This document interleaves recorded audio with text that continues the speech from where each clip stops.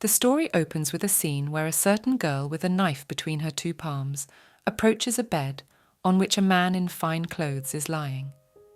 She stabs him in the neck and side, staining both the dark-haired gentleman's clothes and his bed. A novel with the title Blood Revenge is a title that captures the whole essence about a frightening revenge, brother and sister. The main male character of the novel is Cassian, with not so long brown hair, and his younger blonde sister, Astelle. Tragically, members of Count Vietry's once prestigious magical family have fallen victim to tragic events. Despite their illustrious status, they were falsely accused of treason and mercilessly exterminated. In the course of one fateful morning, their centuries of accumulated heritage was irrevocably erased. Their execution was a grim reminder that even the most respected names can be ruthlessly destroyed when power and prejudice trump justice. The story wouldn't have even begun if, at the very last moment, the parents hadn't used a forbidden healing spell on their children to protect them from an unknown threat. It was a time of desperation and fear, and they were willing to do anything to save their children. The spell they used was powerful and dangerous, and they knew they could be punished for it. But their love for their children was stronger, and they decided to take the risk. The spell worked, and the children were safe, but the price they had to pay was high. That is where the story begins. And so, the children sit outside their home in a world full of unsparing winter wind and snow. They did not know what to do, for they were still children. The wind whistled in their ears, and the cold penetrated their thin clothes, making them shiver. They longed to return to the warmth and comfort of their home, where they could feel safe again. But now they were alone, in a world full of cold and unknown. They were just children, lost in this big and cruel world. Suddenly, a door swings open at the side, and a red-haired man peers out. His eyes sparkle with displeasure, and his voice sounds harsh and unfriendly. The man shouts, trying to find out what the beggars are doing here, pointing at the children.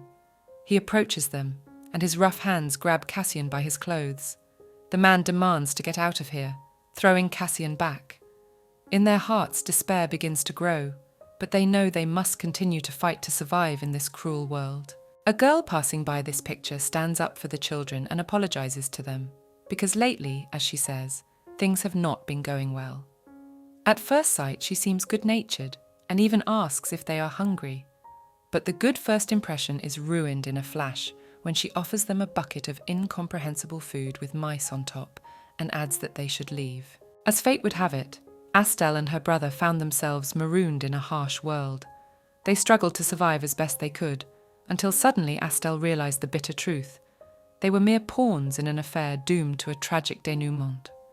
After learning of their unenviable future, Astelle and her brother were given a chance at redemption. They were reborn to right the wrongs of the past and clear the name of their county.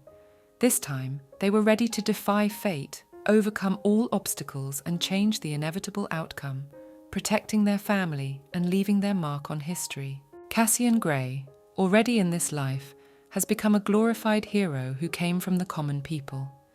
He asks Astelle to take care of his nephew. He asks to take care of him, looking at Astelle with hope in his eyes. The boy promises that from now on, they will live a happy life. This promise, made with heart and soul, fills them all with new hope and faith in a better future. The bright picture is replaced by a dark and eerie one. The stranger speaks to himself, saying firmly what Cassian never realized in the end. His beloved son, his younger sister, and even the moment Cassian took his own life, the final red curtain of sad revenge comes down, stained in the blood of the innocent. The picture changes again. Astelle begins to cry for a reason that Cassian does not understand. He thinks her little sister is hungry and offers her a carrot he stole from the stable.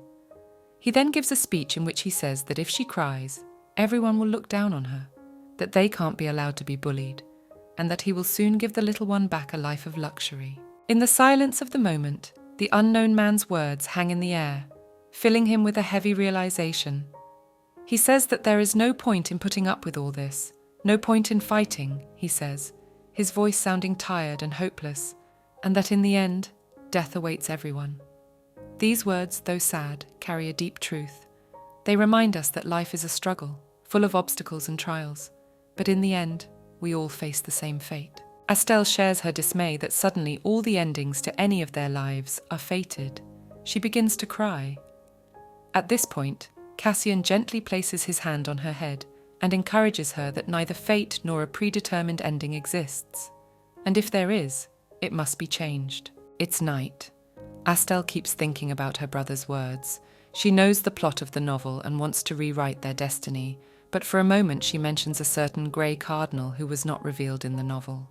Knows there were clues there that will help find him, starts analysing. The first thing she thought of was to find out the people that fabricated the false evidence of Vierti's treason, and claims that it was the so-called 3 spies, where one was human and the other 2 were werewolves. It is said in the story that they were the ones who fled to the place where their family was killed, and where the spies went afterward was the Duchy of Anais. We are told more details. The Duchy of Anais is an unusually cold duchy, located in the north of the empire, and belonged to werewolves. Its ruler, Duke Anais, is a slayer of beasts and lord of werewolves. Anais knew that there was a certain mystery hidden. She wonders if she can get to such a place, and if she can, if she will be able to find the Grey Cardinal, who is not found in the novel. Suddenly, Cassian, who was lying behind his little sister, says he's sorry, pauses for a moment, and says in a depressed voice that their parents are innocent, and that he knows that for sure. It is written that he worked day and night. His hands were covered with calluses, but he holds the fencing stick firmly and practiced every morning just as Cassian had done in his previous life, doing it all for the sake of his late parents. At this same moment, Asil also tells herself that she has to do something, wipes away her tears and adjusts herself, for at some point she will have to sneak into the Duchy of Anais and uncover Cardian's identity, and no matter the cost. Years have passed since the fate-changing decision was made. Cassian traded the path of a knight for the Templar robes, and Estelle delved into the study of veterinary medicine. After graduating, the girl proudly found a job outside the duchy, where a new life awaited, free from expectations and restrictions. But even after years, the past cannot completely disappear.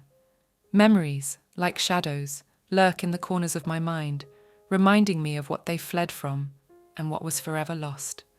And in the silence of the night, she hears an inner voice going over those memories like old wounds on a body. Suddenly, she is interrupted by a company of people. One of them, a young man with rough manners, asks about the medicine that Estelle had to prepare for him. He did not choose his expressions, bombarding the girl with a stream of insults and reproaches, calling her slow. Estelle, despite her youth and tenderness, had to endure all these rudeness and discrimination against her. In her dreams, the girl sees the very moment when Duke Aeneas's life is about to be cut short at her hands, but in reality, her desired moment was when she saved his life. In the novel, the director of the medical centre saved that life, after which he considered the director as his saviour. That's why he was invited to the duchy to hear his request. But now, Astel had beaten fate and made it happen with her own hands. She fed him, nursed him, rejoiced every day that his expression was getting better and better, and rejoiced that her sufferings had not been in vain. And now, with relief in her heart, she informs the unconscious gentleman of the end of the treatment and wishes him to get well soon. Exhausted by all the cases, the girl falls asleep, and at this moment the Duke awakens, seeing in his room a charming blonde nurse. Then he was incredibly shocked. After a while, when Estelle wakes up, Aeneas proclaims her his saviour, wants to repay her, and invites her to his mansion. At the same instant, the enchanting and cordial atmosphere suddenly thickened, shuddering with Estelle's all-consuming fear. In an instant, the Duke's hand closed on hers, and a sharp metallic sound echoed through the hall. He called her the daughter of the recalcitrant Count Vierti, and announced in his chillingly cold voice, he was saying that Estelle must die. The atmosphere, once so warm and cheerful, now turned cold and depressing, reflecting the grim inevitability that awaited her. Turns out it was a disturbing dream of a girl because of all the things that happened to her in her past life. She notes that even in the dream, his eyes were very frightening. He is a ruler who makes the entire continent outside the empire shake with fear. One day, someone whose name was a secret appeared in this duchy, and she had to find out his identity. It was for the reason that she needs to sneak closer to the clue that she started studying therapy, which eventually led Estelle to save Aeneas's life. But still the fear of being exposed, of being killed, still lingered in her mind. Aeneas said that the nurse had saved his life, and a shiver ran through her body, afraid that the dream had become reality.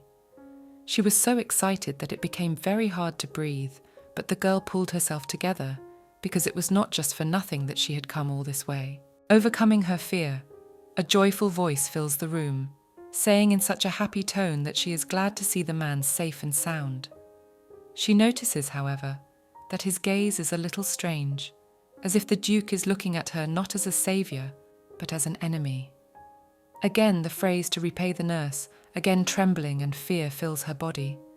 Being very agitated, the lady is confused about the words, but asks for a request. Having set things up so that Aeneas would invite his interlocutor to his mansion, Astel is so much more alert, glad that he did not immediately understand the words of the kneeling Duke, who said that he had been waiting for these words. Suddenly, breathing became easier. A sense of lightness suddenly filled her whole body, wondering why those words were welcome. Asking the girl if she knows him, she immediately gives an affirmative answer in her head. However, given the fact that the spies hid exactly in his castle, creates the possibility that the Grey Cardinal is him. Decided to hide the fact that she knows anything about his identity, so the answer to the Duke was negative, which he was clearly surprised. The gentleman's look became as if he were about to cry, but after a moment, he interrupted the reflection with his own words, inviting the nurse to follow him. On the way, informing Estelle that the carriage was waiting for them outside, and then asking the name of the rescuer. Aeneas, reserved and enigmatic, tells us briefly about himself. He shares only his first name, leaving everything else under a cloak of secrecy. His voice sounds confident, but there is a note of melancholy in it. Aeneas introduces himself as Astel, his eyes meeting those of the others. After a short pause, he adds that it is time to depart. His words sound like a call to action, and everyone realizes it's time to move on. They gather their belongings, preparing for the new journey that awaits them. The road, night. Astel thinks of her beloved brother, wondering if he is doing well. She tells herself that it will change their fate, but she fears that death awaits her at the end of the road. Sitting alone in the carriage, the girl, ready to die of embarrassment, for not a single word has been spoken since boarding the carriage. She looks at Aeneas and sees that he is quite calm. The thought arises that Aeneas is not, for most therianthropes hate and are wary of the people who enslaved them in the past. The man notices the girl's gaze on him and, interrupting the silence, wonders why she is looking at him like that. Astil begins to weave that, being a therianthrope, he is very handsome, for while she was treating him, she didn't notice all the beauty. The image of him, badly wounded and falling to the ground, she recognized as soon as she saw him. From his facial expression, it was impossible to say that the Duke was in any way embarrassed, and even on the contrary, he looked with a smile at his interlocutor. Inside the girl, tension was building up again, not even tension, but pain. Seeing this, Aeneas wondered at Estelle what was so strange happening to her, and as if feeling everything on her own, laid out everything that was bothering her, took her hand and asked if it felt better. Astel wondered in confusion what he had done to her after all. While the girl was fussing, he took out a candy and deftly placed it in the girl's mouth. It was a strawberry-flavoured candy, and suddenly the girl falls asleep. A girl's dream. A pleasant breeze blows her golden hair. Summer, sunshine. Someone behind her calls her name. It turns out to be an animal, either a cat or a dog, which keeps calling her by name. She really wanted to pet it, but it wasn't as soft and fluffy as she thought. It turned out to be Aeneas's hair. The girl woke up. Abruptly pulling his hand away from his lordship's head, he begins to make excuses. Everyone in the county who saw this is deeply confused that the Duke was touched by his hair. Aeneas begins to calm the girl, saying that everything is fine and there is nothing wrong with it. The man advises her to see his doctor about her well-being. The whole room is filled with the host's greeting. Aeneas asks where his doctor is, and when he gets an answer, he tells him to tell him that he will visit him soon. The staff's misunderstanding about the girl touching His Holiness's hair has not subsided. She feels all their stares and can't calm down. Aeneas invites the girl to follow her. Astel calms herself. After all, she is the one who saved the Duke's life, and she is used to arrogance. She will not be surprised by anything she hears.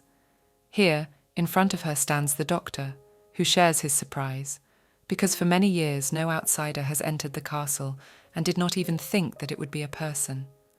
After listening to all this, Aeneas adds that in addition, it is the companion of his life. The girl is confused. As she continued to say something, Astel interrupted the conversation and asked in bewilderment, to which she received a positive answer. For a second she is even happy, but returning back to the world of reality, she begins to panic. The doctor says that between them there is a seal of companions in life, which Astel once read about in a book. It was a long time ago, ancient therianthrope magic, a ritual in which therianthropes swore to love each other forever. Aeneas tries to make a surprised expression on his face, but the girl doesn't see the surprise in his expression. The doctor calls it a non-standard case. He continues, a temporary seal of unknown origin, capable of causing a feeling of mild chills, and can even become fatal if left untreated. Both the chills and the stomach ache the girl felt. The doctor states that at this rate, the girl's funeral will take place within 3 days. The girl is shocked, for this was not in the novel. The doctor suggests Aeneas to increase the level of intimacy with those around him, to lessen the effects of the seal, because it is a life partner seal. He advises to seek support and understanding from family and friends to cope with difficulties. Aeneas realizes that it is important to have the support and help of those around him during difficult times. He begins to actively communicate with his loved ones and look for new ways to strengthen his relationships. The doctor believes that improving relationships can help to lessen the effects of the seal and lead to a better quality of life. Astel recalls how the Duke always shied away from physical contact. He didn't like to be touched, and that was common knowledge. But now, as they stood side by side, he took her hand. It was unexpected, but at the same time it seemed natural. He said there was nothing difficult about it, and his voice sounded confident. He held her hand tightly, and Astel felt his fingers warm against hers. It was a new sensation for her, but she realized it was necessary. They stood like that, holding hands, and Astel realized that this was the physical contact they needed. It wasn't just a touch, it was something more. Being very surprised, Astel feels that it makes her ticklish. She is surprised to see such determination from her now life partner. Aeneas asks if holding hands is enough, to which the doctor replies in the affirmative. Duke notes that the touching was much more pleasant than he thought it would be. No matter how much he dislikes touching, since it's a matter of life and death, there's nothing left for him to do. The doctor, proofreading something in a book, tells him that in the case of unknown seals, it takes a year to remove them. Astel is clearly not happy about this coincidence, as she needed to sneak into the castle to find the cardinal and the 3 spies, but all her plans fell apart in an instant. Wondering the Duke if he was uncomfortable with this, he asked a counter-question as to why this should be so. This was clearly not the reaction Astel had expected. The girl pointed out that if she died suddenly, Aeneas would also die, to which she immediately received an answer. She would not be allowed to die. The Duke asks Astel to stay in the duchy for the rest of the year, wondering what she will do for the whole year, because even the staff is not from the race of people, to which she received an answer from the Duke that no one will mind if she becomes her protector. Standing and pondering in front of the window, Astel realizes that her plan is drastically different from the original plan, but it's not so bad. Besides, she is the Duke's only weakness, and no one but him in the castle can touch her. However, there is another side of events in the mind. Suddenly, Aeneas is the Grey Cardinal, and this is all a trap for him. This realization does not give peace of mind. Astel looks at the Duke, her eyes full of determination. So she says she will accept that her arguments may be true, but she is still going to find the solution and avenge her family. Her voice sounds confident, and the Duke nods in respect for her determination. Astel has agreed to stay in this place for a year, pointing to the huge mansion that will now be her home. She knows it won't be easy, but she is ready for it. She's ready to fight and find the answers she needs. The The Duke remembers that the girl wanted to ask for something and reminds her of it, then sends the doctor away. She asks to keep her promise of protection, but Aeneas explains to her that it will only last as long as the seal is in effect. The thought flashes through her mind that he could kill her without anyone knowing about it. The dark-haired guy adds that he won't let anything happen to her even after the seal is lifted. A delighted Estelle's heart begins to flutter. It was the effect of the seal. Aeneas takes her to her current quarters where she will live. The girl, from such luxuries, is speechless, because after her family died, she and her brother were forced to live in orphanages in shabby huts. However, if not for those tragic events, she would have lived in exactly the same conditions, only with her family, from which a sad expression appeared on her face. The Duke, seeing that the lady had changed her face, gently put his hand on her head, justifying himself by saying that he wanted to check if she had a fever. Astelle picked up on this, and, as if out of spite, also put her hand on his head. His eyes glittered. As if toying with him, with a cheerful expression on his face, he said he didn't have a fever, but Aeneas blushed. At this time, Brother Cassian is surprised that there is still no letter from his sister, for she would not keep silent upon learning of her brother's achievement. He concludes that she has not yet read the newspaper where it was written. Cassile became a gifted knight, coming from the people. At the end of her dialogue, Aeneas apologizes and advises the girl to rest. Astelle recalls that the doctor said to increase their intimacy and thought it was necessary to confirm their status. Picking up on this, Aeneas suggests that they have dinner together every night. Astelle begins to run everything through her head. She will have to live a whole year, locked in the mansion, being under the protection of the Duke, but she may start to be despised and ignored. The girl is used to this, so she does not worry about the fact that there may be any conflicts. This is good, because any quarrels will prevent the collection of important information about her enemies. Realizes that if everyone sees her having dinner with the Duke, they will think that she is not from the simple, and also during dinners will try to find out some news. Aeneas pulls the girl out of herself and asks her to accept his offer. Of course, Astelle accepts it and offers to start the same evening. In parallel with her words, she thinks about her clothes, which she keeps quiet about for a while when the Duke asks the reason for her concern, but eventually shares what her concern is, and Aeneas says she will prepare an outfit for her. Aeneas looks at Astelle, his gaze full of admiration. He notices how beautiful she looks even in her medical gown. This observation, made with such respect and sincerity, is bound to embarrass Astelle. She feels her cheeks blush, and she lowers her gaze, trying to hide her embarrassment. However, despite her embarrassment, Astelle cannot hide the smile that slowly spreads across her face. She is grateful to Aeneas for his compliments, though she feels a little awkward. The girl starts having digestive problems and realizes she needs a pill. Wonders if her luggage has been brought in yet. She imagines the faces of the people at the medical center when the servants came to collect her things, thinking that the director of the center would be very angry at such events. At the same moment, all her things are brought to her, to which she is inordinately pleased and praises the Duke for his speed. Among her things, she notices a diary with a plan for revenge, which has been miraculously untouched. Lying in her pajamas on her bed and reading the entries, she notes that everything is going smoothly so far, so she can move on to the next plan. While Astelle is working on a plan, the maids are in their room discussing this girl. They say she is not pleasant, thin and small as a twig, completely unattractive. The one who is cleaning next to them stops them, saying that it is up to the Duke to decide, but she herself is not happy to have a human being in the manor. Eventually, with evil smiles, they decide to banter with her, for she is human and doesn't deserve to be treated like that. Their discussion is stopped by Rudel, the Duke's head maid. She reminds her charges of their duties. She herself does not like humans as a species, but they are not worth discussing behind their backs. Waking up in the morning, Astelle doesn't immediately realize where she is, but after a couple of moments, she remembers everything that happened to her the previous day. She has successfully made her way into the mansion, got here unharmed, and it's time for her to start working on her plan. Her musings are stopped by the feeling of the incredible softness of the bed she is lying on, for she has slept on the stone floor for many days. She compares it to the one she had as a child. Estelle can't let go of thoughts of Cassian.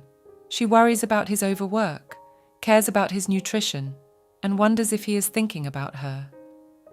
Deciding that this is too much, she picks up a quill and begins to write him a letter, telling him of her successful entry into the castle. Her words reflect excitement and anticipation of a response from Cassian, and she hopes he will answer her soon. Keloid Demore is a magical creature, a bird that carries letters between brother and sister. He appeared thanks to ancient magic used by parents to protect their children, but only people with powerful magical powers are able to see him. Still standing in front of the window, Estelle decides to open it, for Cello is about to arrive. When her hand is about to touch the window, Rudel stops the process.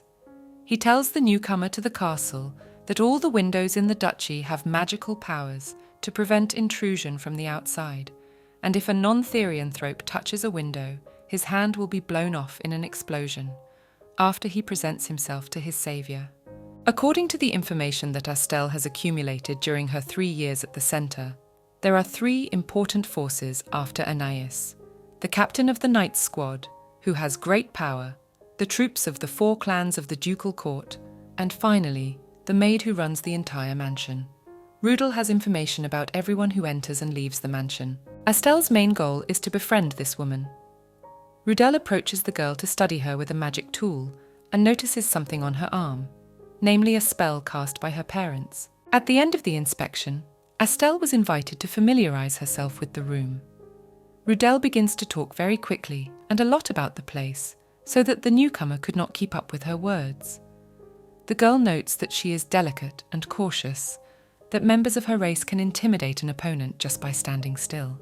Therianthropes do have unique characteristics appropriate to their race: a rabbit that can jump high, a fish that swims fast, a bear that loves honey. Estelle's assumption that Rudel will be a jaguar is very realistic.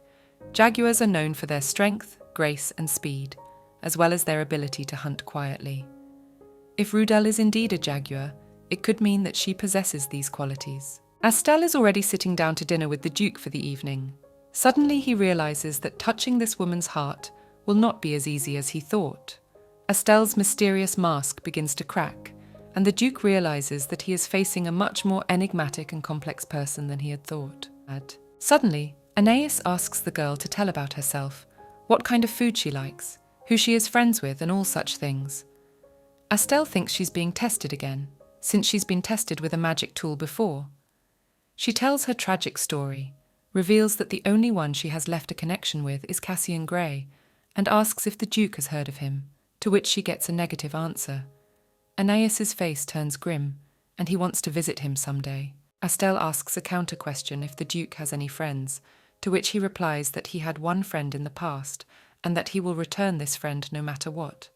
Suddenly the girl is in great pain. Her heart hurts. Anais gets up, walks over to the girl, and takes her hand, asking if it got better, but it didn't help.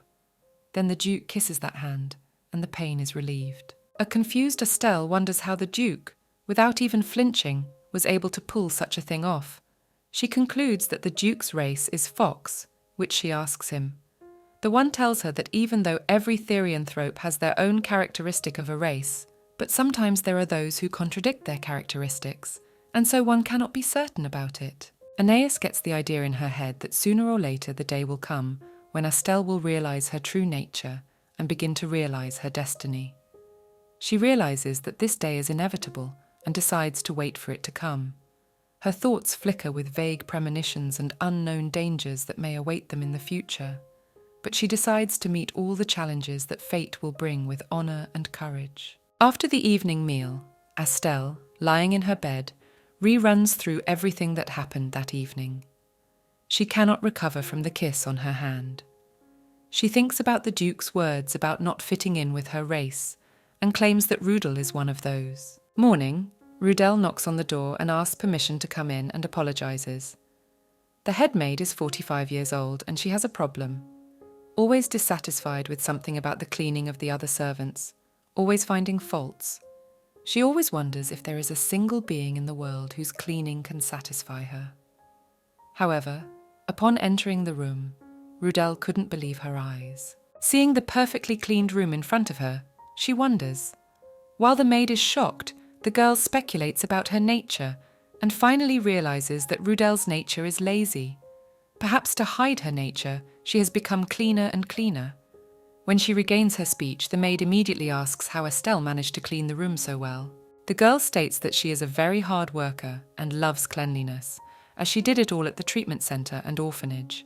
She literally licked the room to impress Rudel, tells that in the past, when she was still in the orphanage, she was punished for poor cleaning. The atmosphere changed dramatically.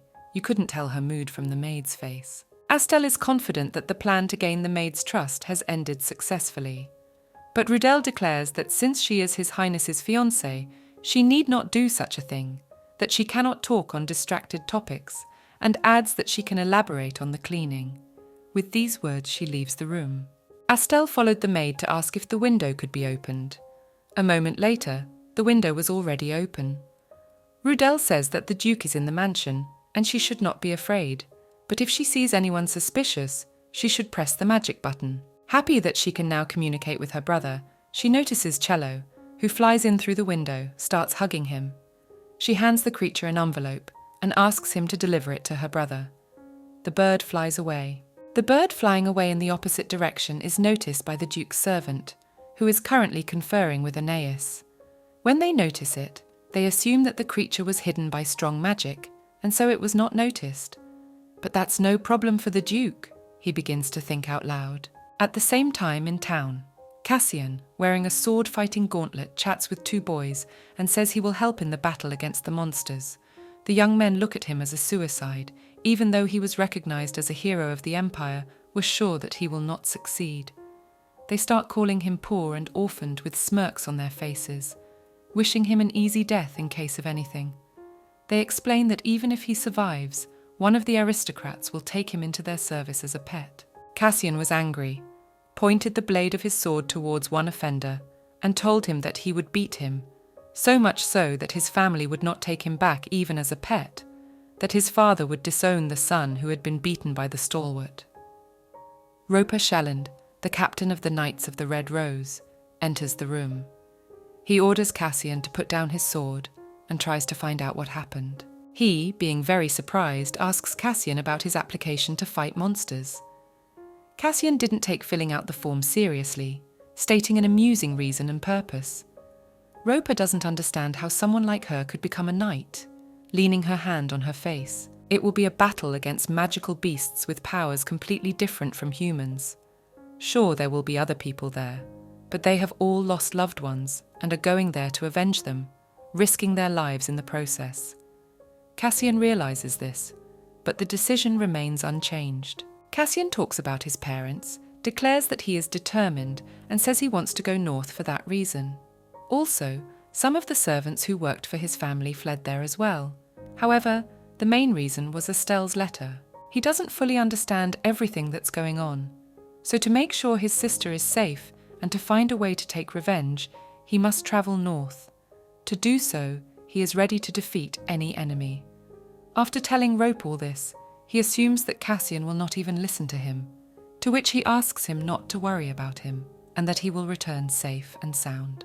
The Voivode says that when Aeneas appears in the center of a battle, he is called the devil of the battlefield. There are also rumors that he tears people apart with his bare hands, and that Cassian needs to be careful. The rumors are sometimes exaggerated, but never unfounded, Roper concludes his speech. A pass has been requested. The Northern Territory was practically equal to a sovereign state and had a non-aggression treaty with His Majesty. Even the knights that were sent by the Emperor needed a pass to enter this territory. Even after hearing about this duchy, Cassian doesn't change his mind and wants to get there as soon as possible. Estelle is asleep in her bed. The door opens and two silhouettes loom over her. Sleep, the persistent odour of blood in the Duke's mansion, sees three spies, one of whom is holding a sword. The sword is covered in blood. She immediately realizes that these are the ones who tried to take her and her brother's lives.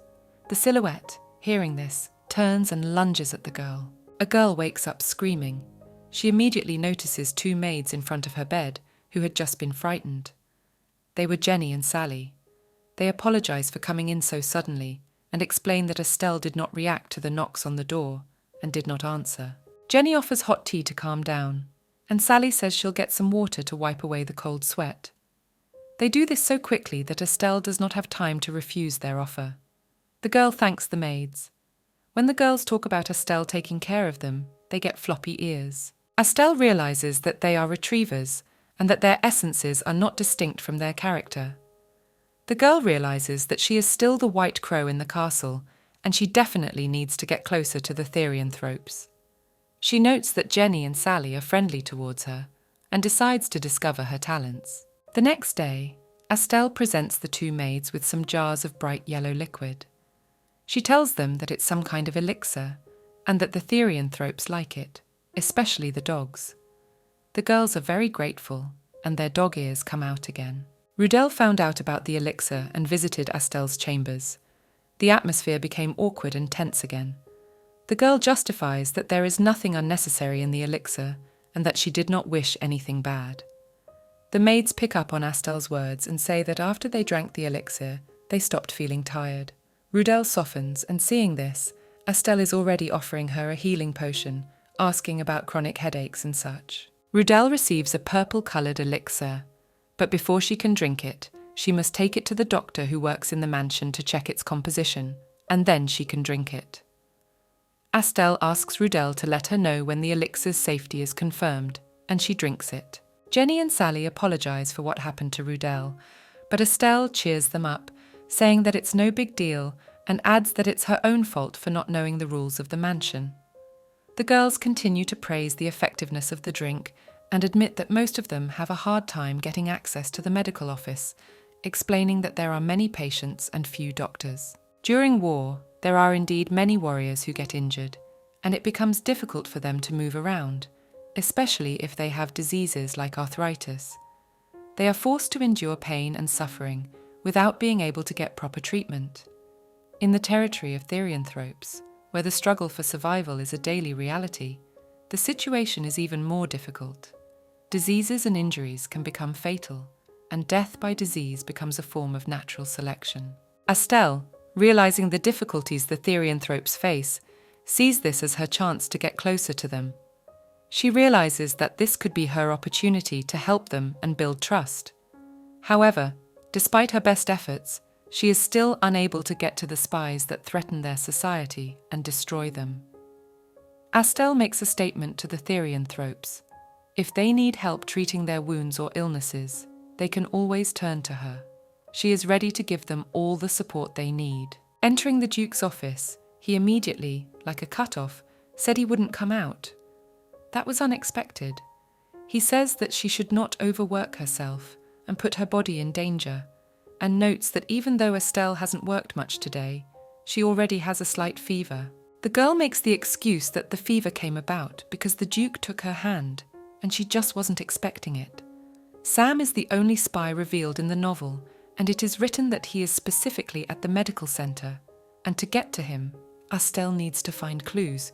She has to work at the medical center. Estelle turns to Aeneas respectfully, her eyes glistening with determination.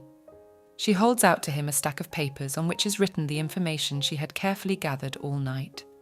She had prepared all of this just in case the Duke did not agree. Her voice sounds confident, and she looks at Aeneas, waiting for his reaction. Aeneas picks up the papers and begins to look through them. He sees how much work Estelle has put into this preparation, and it makes him respect her. He knows that she is willing to fight for what she believes in, and that inspires him.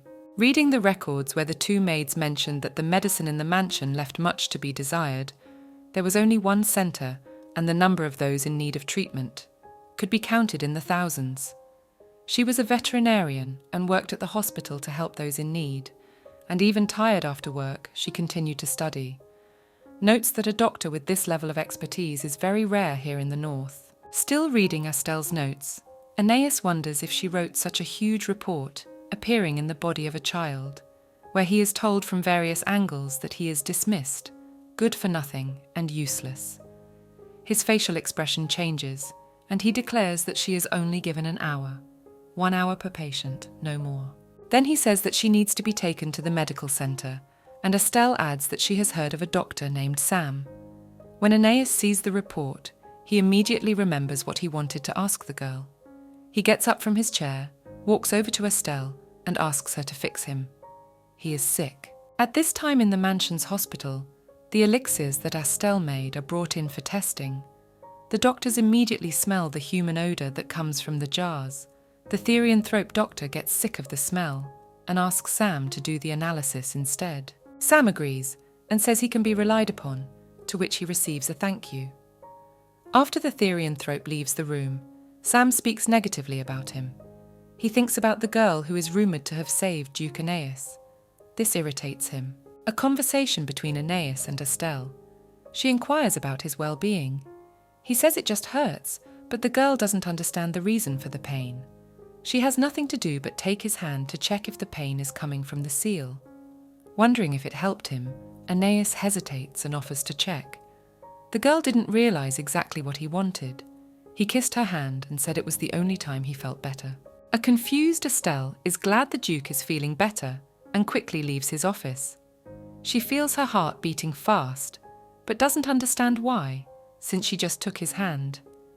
For some strange reason, she didn't feel the effects of the seal. A servant enters Aeneas's office and says something about the knight's private affairs, but when he sees Aeneas standing there, leaning against the desk, he loses confidence and flies out of the office shouting that he will come back later. The boy is surprised by the servant's behaviour, but notices that he has dropped some papers. Picking them up from the floor, he sees a request for permission for the Knights of the Red Rose to pass through his duchy. A member of the night squad was Cassian Grey. He immediately recalls Estelle's words about her only friend. At this time, the servant is shocked to see Aeneas smiling for the first time ever. She was startled when he appeared behind her and held out a paper with a request. The passage was approved. The servant enthusiastically tells Aeneas about Cassian, how he has won many women's hearts in the kingdom.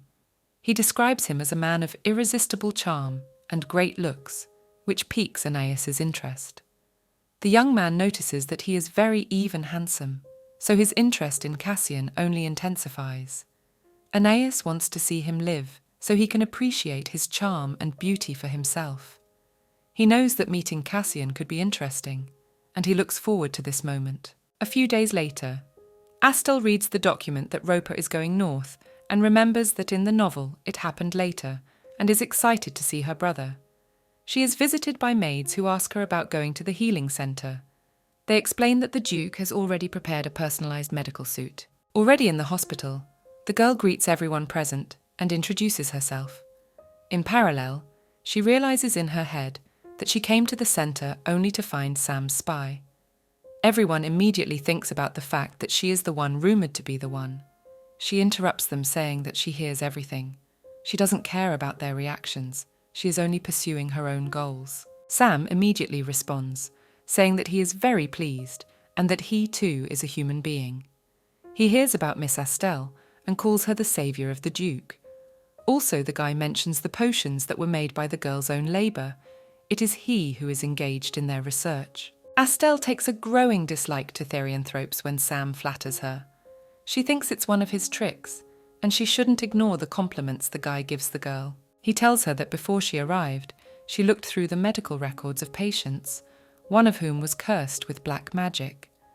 Sam points out that this is the past head of the Jaguar family, Ricardo. She declares that she wants to cure him. Aeneas stepped away from the window in his study, her thoughts wandering to find Estelle. He thought the girl was strong and wise. He also hoped the girl was well. Aeneas's gaze turned to the calendar on the wall. She was to meet with Estelle tomorrow night to discuss her work. The Duke couldn't wait to hear her thoughts. Aeneas knew she had been through a lot in her long life, and her wisdom was boundless. He believed that Estelle's guidance would be invaluable to his own development. Ricardo Vazio, a jaguar, cursed with black magic. His main symptoms are insomnia, pain and itching in the leg, sleepwalking. He needs to ensure a good sleep and prevent pain. It is written that black magic can be transmitted through touching the patient, so one should be extra careful. Ricardo learns that he will be treated by a man, which he is clearly not happy about. Estelle, seeing an elderly grey-haired man, is afraid. Through force, she announces to him that from now on, she is his doctor. The old man interrupts the girl and demands to bring a normal doctor, not a human. Even while sick, The old man remains on his feet, his self-respect impressing Estelle. Already enraged, the old man starts counting down the time in which the girl must get out of his sight. In the middle, he adds that he will kill himself. Asti doesn't understand why such a great man like him should die before his time, thinking that Sam and other spies are to blame. Estelle says loud and clear that she's not going anywhere, calling him grandfather, and that she'll be treating him, while ignoring something the old man mumbles, asking him to lie down so she can examine him. Ricardo wondered why people were so strange. He justifies his calmness by saying that if she fails to cure him, he will kill himself. Estelle lets this pass her ears and begins the treatment, asking what ails him, what hurts, and how he feels. Asks how long ago he ate red meat. The old man explains that he hasn't eaten red meat since the war, when he saw a crow tearing off a piece of flesh from his dead comrade, and when asked if he drinks milk, he immediately gets a no in response. After these questions, he starts grumbling again, and tells her that Estelle is the one who can't cure him, to which she assures him that she can. He changes his face and says that no doctor knows how to treat such a thing. He asks her to prescribe a sleeping pill, which is addictive, because it is only when he sleeps that he feels no pain, but he can't sleep because of insomnia. The old man notes that the girl is quite brave. Asti responds to the request and says that she will prescribe pills, which made the patient very happy. In return, all she will do is just keep quiet about it.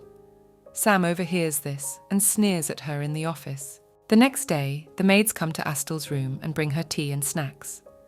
They see the gloomy girl and guess that she is very tired. They are obliged to support her at such times.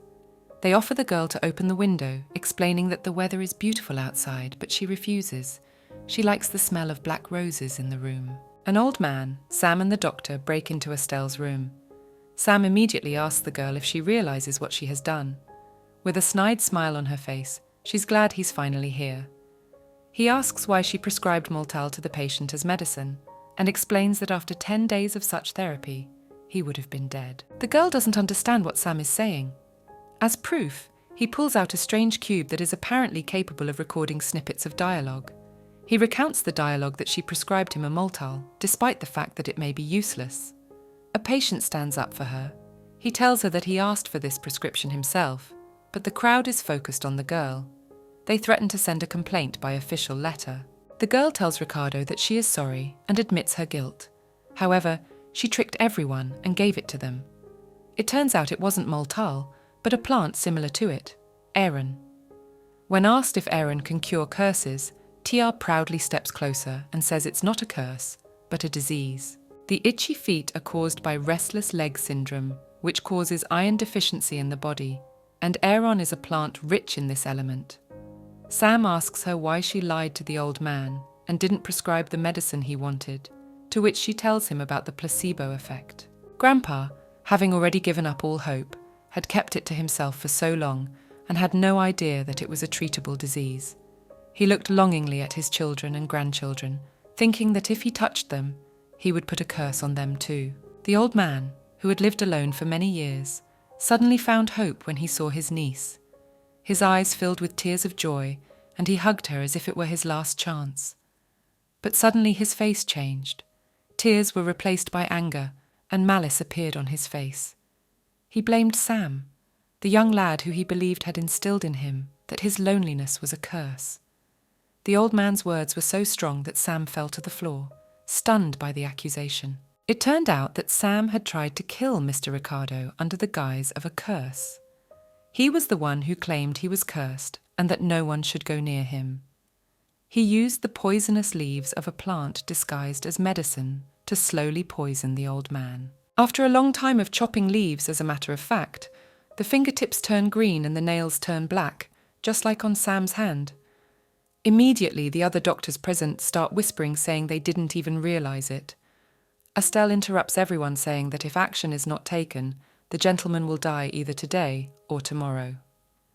At these words, Ricardo's face became pitiful, sad, and helpless. Just then, one of the doctors asks why Sam would do such a thing. Perhaps someone is behind him, Estelle thought. When she managed to find out the whole truth, she was afraid he would commit suicide, which is why she lit some black rose candles to make him faint. That's what would happen to someone who interacted with that kind of poison. In his fury, the old man's face instantly turned into the formidable face of a jaguar. His eyes shone with scarlet light, and his mighty jaws gave a thunderous roar. The old man began shouting that he would regret the day he was born, promising revenge for the encroachment on his authority. He says aloud that he will find out who is behind this betrayal. The sudden transformation of his once revered mentor has horrified him. He turns to Estelle, trying to explain how much she has changed his life. The girl teases the gentleman by calling him Grandpa. Eventually he gets over it and allows her to call him that. She is overjoyed that, for the moment, she has in her hands a clue, an artifact that the spies use to keep in touch with each other. If all of the spies' artifacts are connected, the identity of the Grey Cardinal will finally be revealed. It is also known that each artifact gives the owner different abilities. Sam had an artifact of persuasion, and that is why he easily inspired the master about the curse. At the end of the novel itself, Cassian was never able to find this artifact. It all ended in his death. But Estelle was able to find it and wants to meet her brother as soon as possible. At this time, Aeneas, Cassian and Roper are in the Duke's mansion, sitting in front of each other. Aeneas pays special attention to the young man. The Duke clarifies if they are the same knights as the Red Rose. Roper answers his question and introduces himself. After him, Cassian himself is introduced. Aeneas inquires about the achievements of Estelle's brother, noting that he was able to get a title despite his origins. The boy thanks the Duke and in turn also praises the Duke, because he has achieved more as a foster child. Roper interrupts Cassian over his words. They both think the Duke isn't even paying attention to them.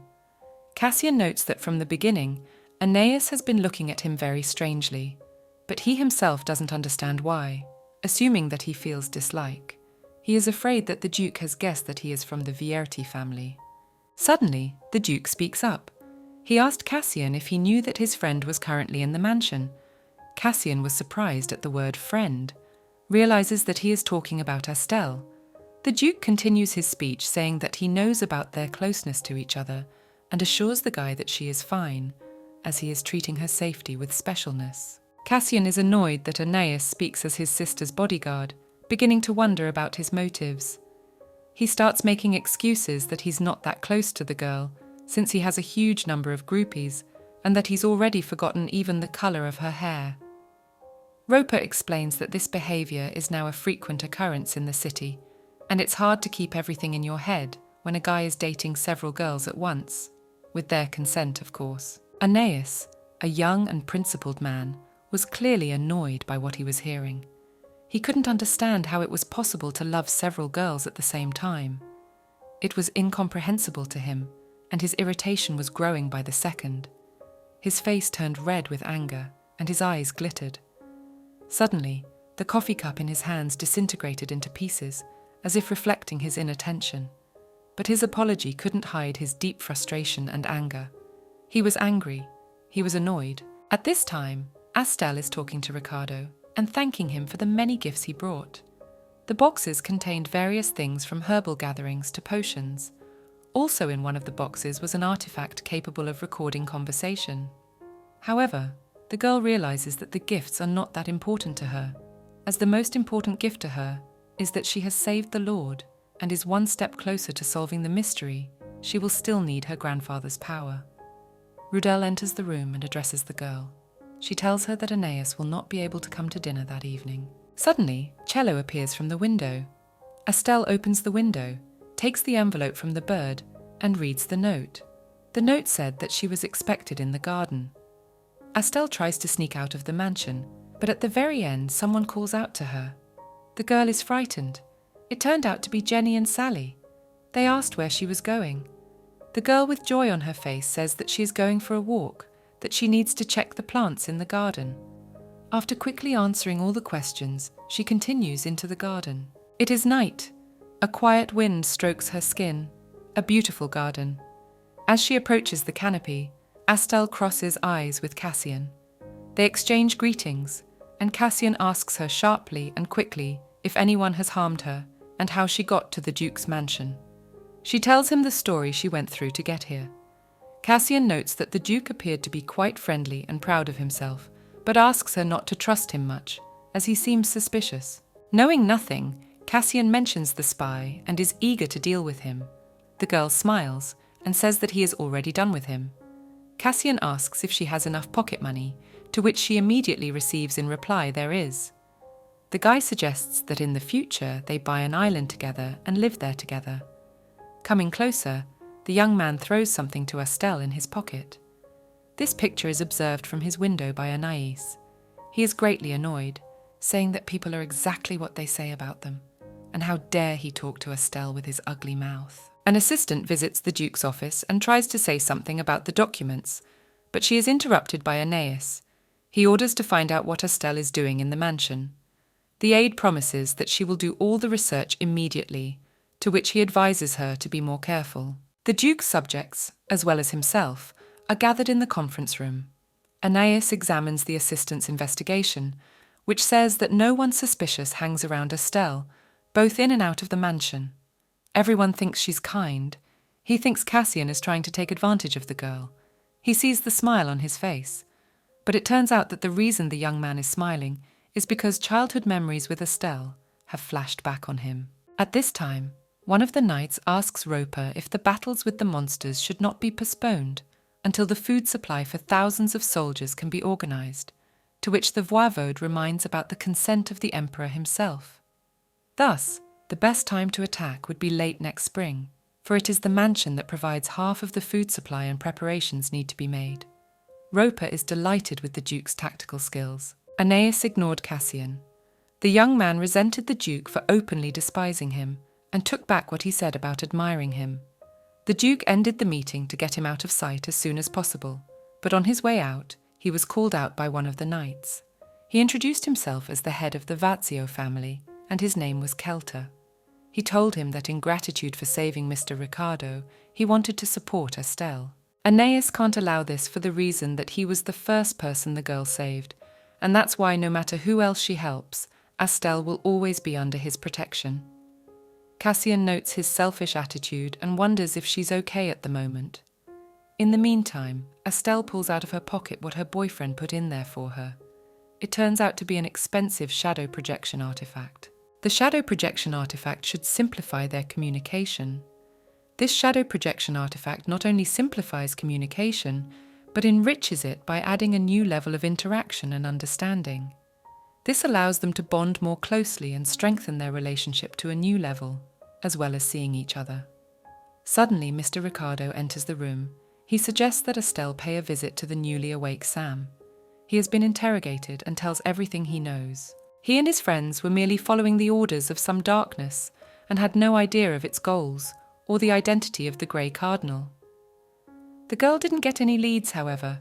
She did get information about another spy. He has a scar under his eye, wears a medal on his chest at all times, is excellent with a sword, and for this reason he ended up in the Duke's castle as a knight. Estelle wants to inspect the swordsman's training centre. Arriving at the appointed place, Estelle notices a very rare mealy plant in the flower beds. They are greeted by one of the swordsmen. He compliments the girl and tries to find out the purpose of their visit. Estelle starts to introduce herself, but the guy already knows everything. They ask to see the training centre, to which they immediately get approval. At this time, there was a training session at the centre, and Estelle realises that it would be hard to see the scar at this time. The young man invites the guests to pass on. On the road, they meet a boy and a girl that happily call the guy their master and hug him. They brag about their achievements for the day. With a smile on his face, the master apologises and says that this is the end of the tour because he needs to continue training the children in new movements. Estelle thanks for the welcome.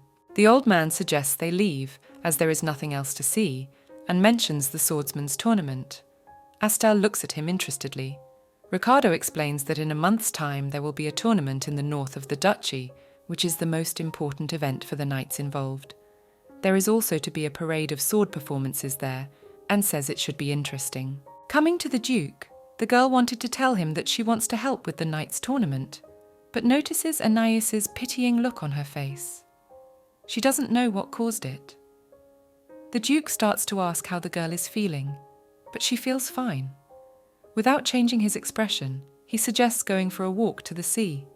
She immediately remembers about the sea that freezes in winter from the book and really wants to go there.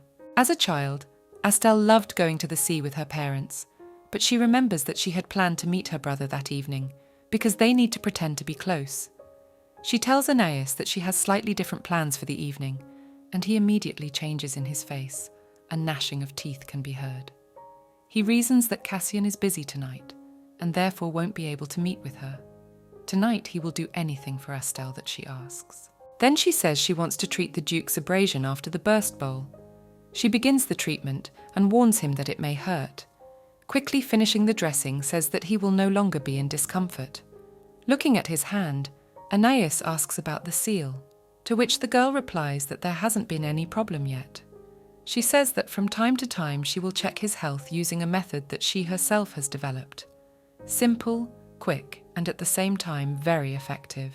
Anais asks Astel what she's up to, saying that constant checkups will be needed in a month.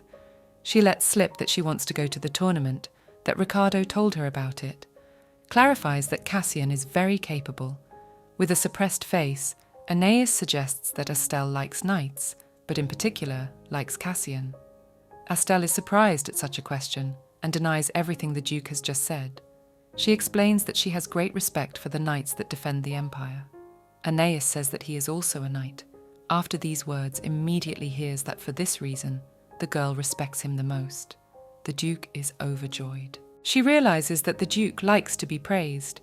She adds that after attending the knight's training, she wants to participate too, but she hears from the Duke that it is too dangerous for her. Since Anais will be by Astel's side anyway, she'll be fine, the girl reasoned. Duke's eyes glaze over, and he admits that he didn't expect to hear such a thing, but he needs time to think about it. The girl notes that he is very caring and thanks him for taking such care of himself. She would try her best until the seal dissipated, Astel put in. Immediately, Anais felt as if he had become the most miserable creature in the whole world. He realized that once the seal was gone, Astel would leave the boundaries of his duchy.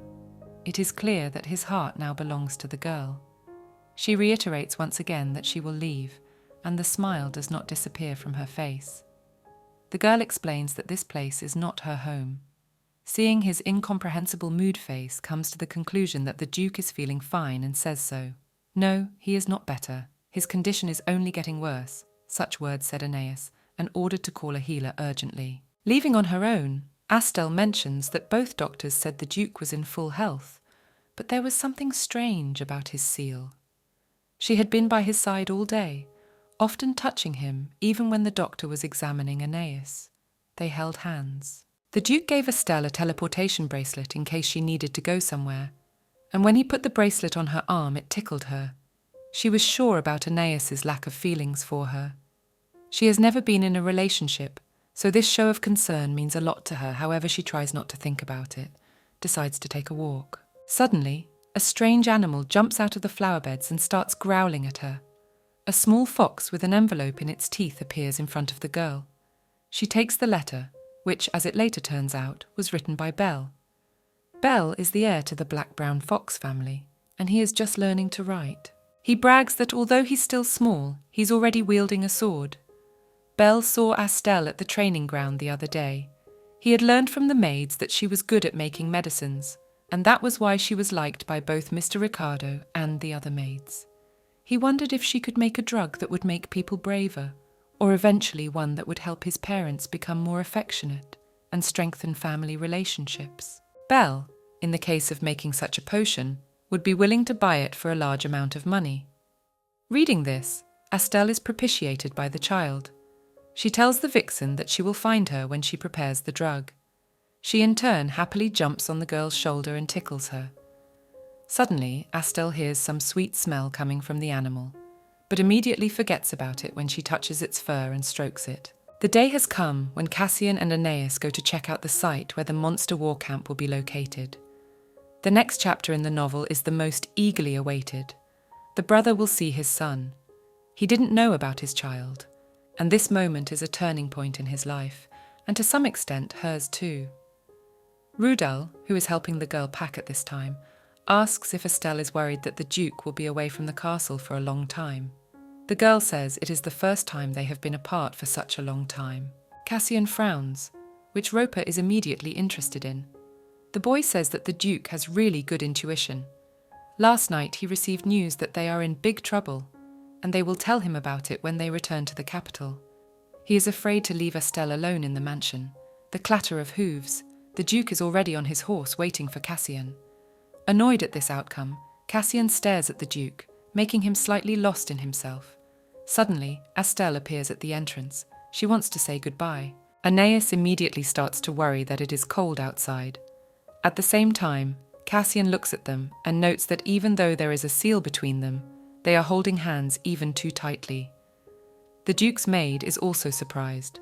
Cassian calls him duplicitous and worries about what Aeneas is doing with his sister. Estelle notices her brother, but the Duke comes closer and asks her to kiss him, startled by the surprise. Then she takes and kisses his hand, which clearly makes Aeneas upset. Duke Aeneas, who has already arrived at the campsite, is standing in front of a body of water, gazing up at the heavens. He recalls the words of his ward Estelle, who asked him to be careful. Her intense gaze, filled with concern and worry, has left a deep mark in his heart. He realizes that the moment they said goodbye, she was looking at her brother Cassian.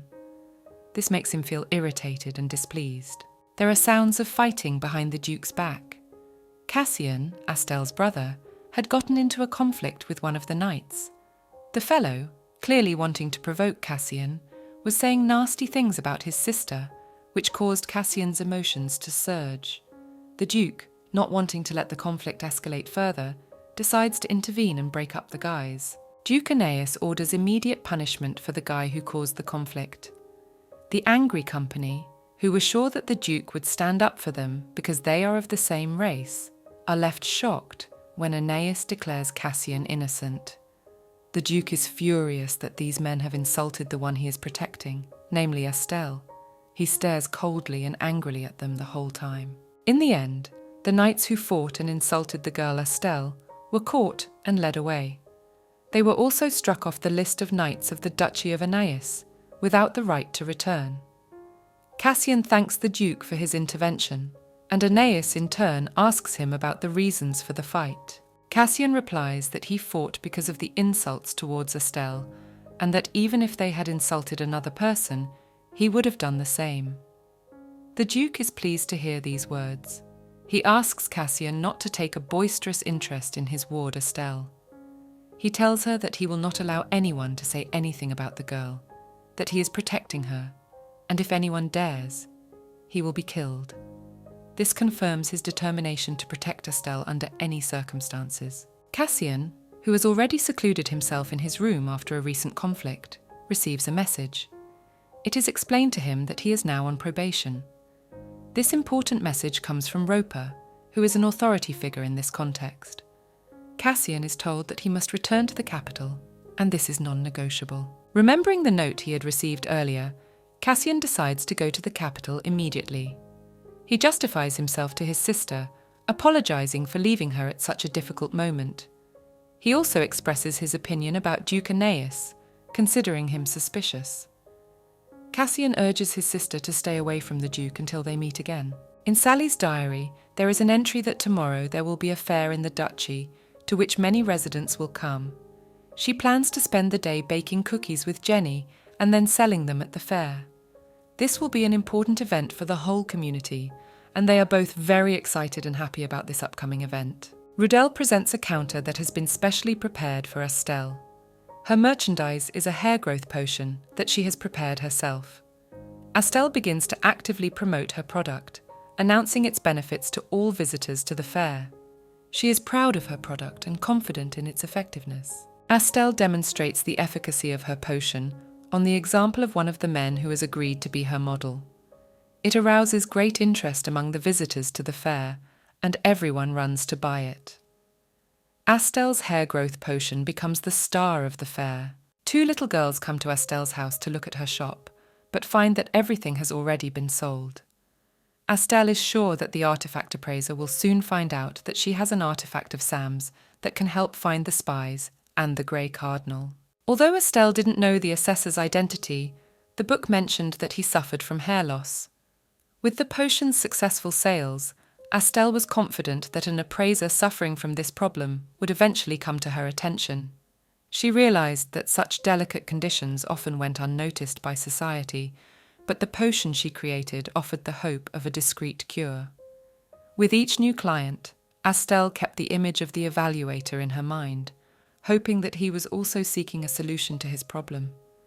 She believed her potion would become a beacon leading him to her, revealing the identity of the man behind the mysterious cloak and mask. Estelle, immersed in her thoughts, suddenly feels the presence of someone nearby. She turns around and sees a man smiling at her with a familiar smile. He says that they haven't seen each other for a long time, and there is a note of irony in his voice. Estelle instantly recognizes him. It's Miles, the director of the clinic where she once worked. Remembering the past, she feels her heart begin to beat faster. Miles was cruel and ruthless. He bullied her and the other employees of the clinic. Miles is angry that Estelle, being a mere human, was able to take a place in the infirmary of the Duke's mansion, which has been his lifelong dream. He wants to use Estelle for his own purposes, by taking everything away from her, just like before. Miles mentions the incredible hair growth potion that Estelle made, and that everyone is talking about. He asks her to tell him the secret of the potion, remembering the old days when they worked together in the infirmary. Miles, the director of the clinic, was sure that if Estelle told him her secret, he would be able to sell huge quantities of the potion. He saw it as a big business opportunity and was ready to do anything to achieve his goal. However, his plans fell apart when Estelle refused to share her secret. Her firm refusal was like a cold shower to him. He didn't expect such a reaction from Estelle, but she was adamant. She knew that her secret in the wrong hands could do more harm than good, and she was willing to protect it at all costs. It was the day Miles realized that not everything could be bought with money, and that there were some things that remained untouchable, even for people like him. Melis lost his temper, for at one time he had hired a low-grade man, so to speak. Thus, he showed mercy. He immediately took a swing at the girl, but Rudel entered the conflict, blocking the gap between the girl and the boy and grabbing his arm to stop him. Asking who he is, Melis shouts that he is a human. However, Rudel stands his ground and asks his name once more.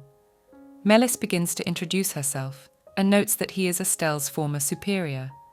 Rudel obliges, calling her mistress. Gritting his teeth, the guy calls her ungrateful and hateful, that she dares to treat the mentor that trained her like that. He promises himself that he will ruin her reputation properly, calling her an impertinent girl for not wanting to tell her mentor about the secret of the hair growth balm. A few days after the incident at the fair, Estelle is sitting on the couch writing notes. Miles went around spreading rumors that she had allegedly betrayed her mentor, but people are not interested in his words. They are more interested in the balm itself. Because of this, rumors of the balm spread beyond the duchy, all the way to the Northlands. Estelle knew that it wouldn't be long before the artifact appraiser appeared. Suddenly, an image of the Duke appeared, which the girl couldn't help but be happy about. The hologram appeared thanks to the artifact the Duke had given her before he left. She begins to ask if they are doing well, bragging about their success at the fair. It was only at this point that Aeneas thought about the possible discrimination against her from other therianthropes.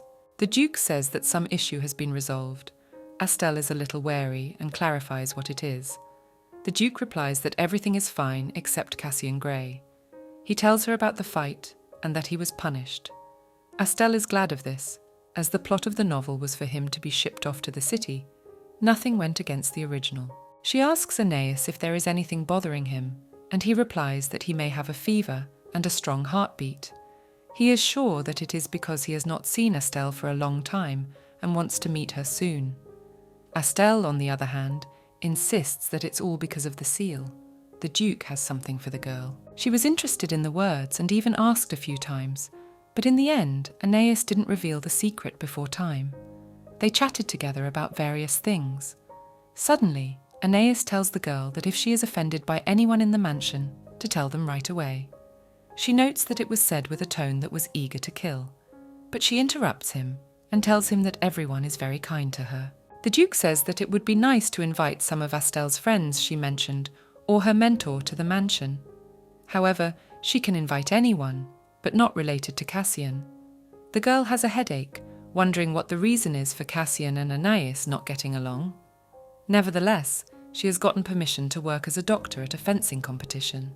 Astel points out that Cassian is a naughty knight for the competition, and if someone like him is found, a doctor will be needed there for sure.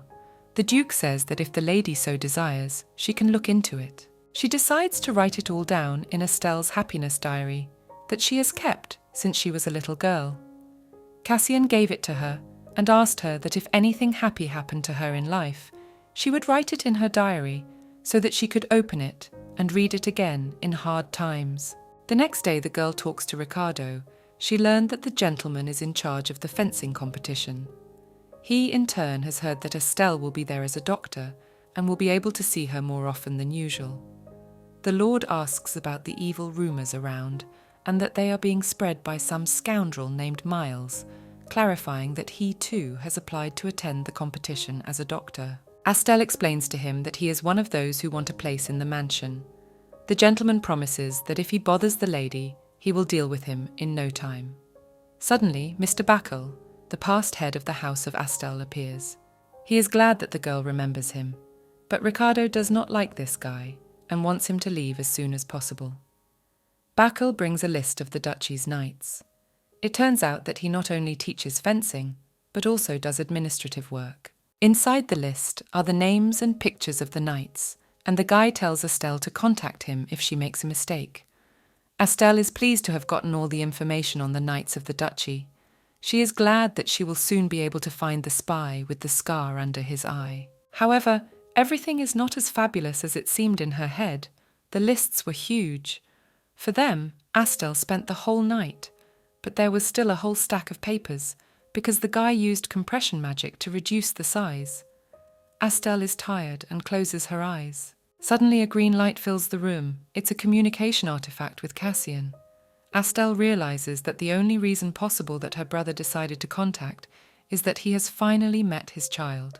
She sees Cassian's image in stone, sees the look on his face, which always means trouble. He was to meet Rachel immediately after arriving in the capital, and there, in her arms, he would meet his child. It was a first lover and joint child, but she left him at some point.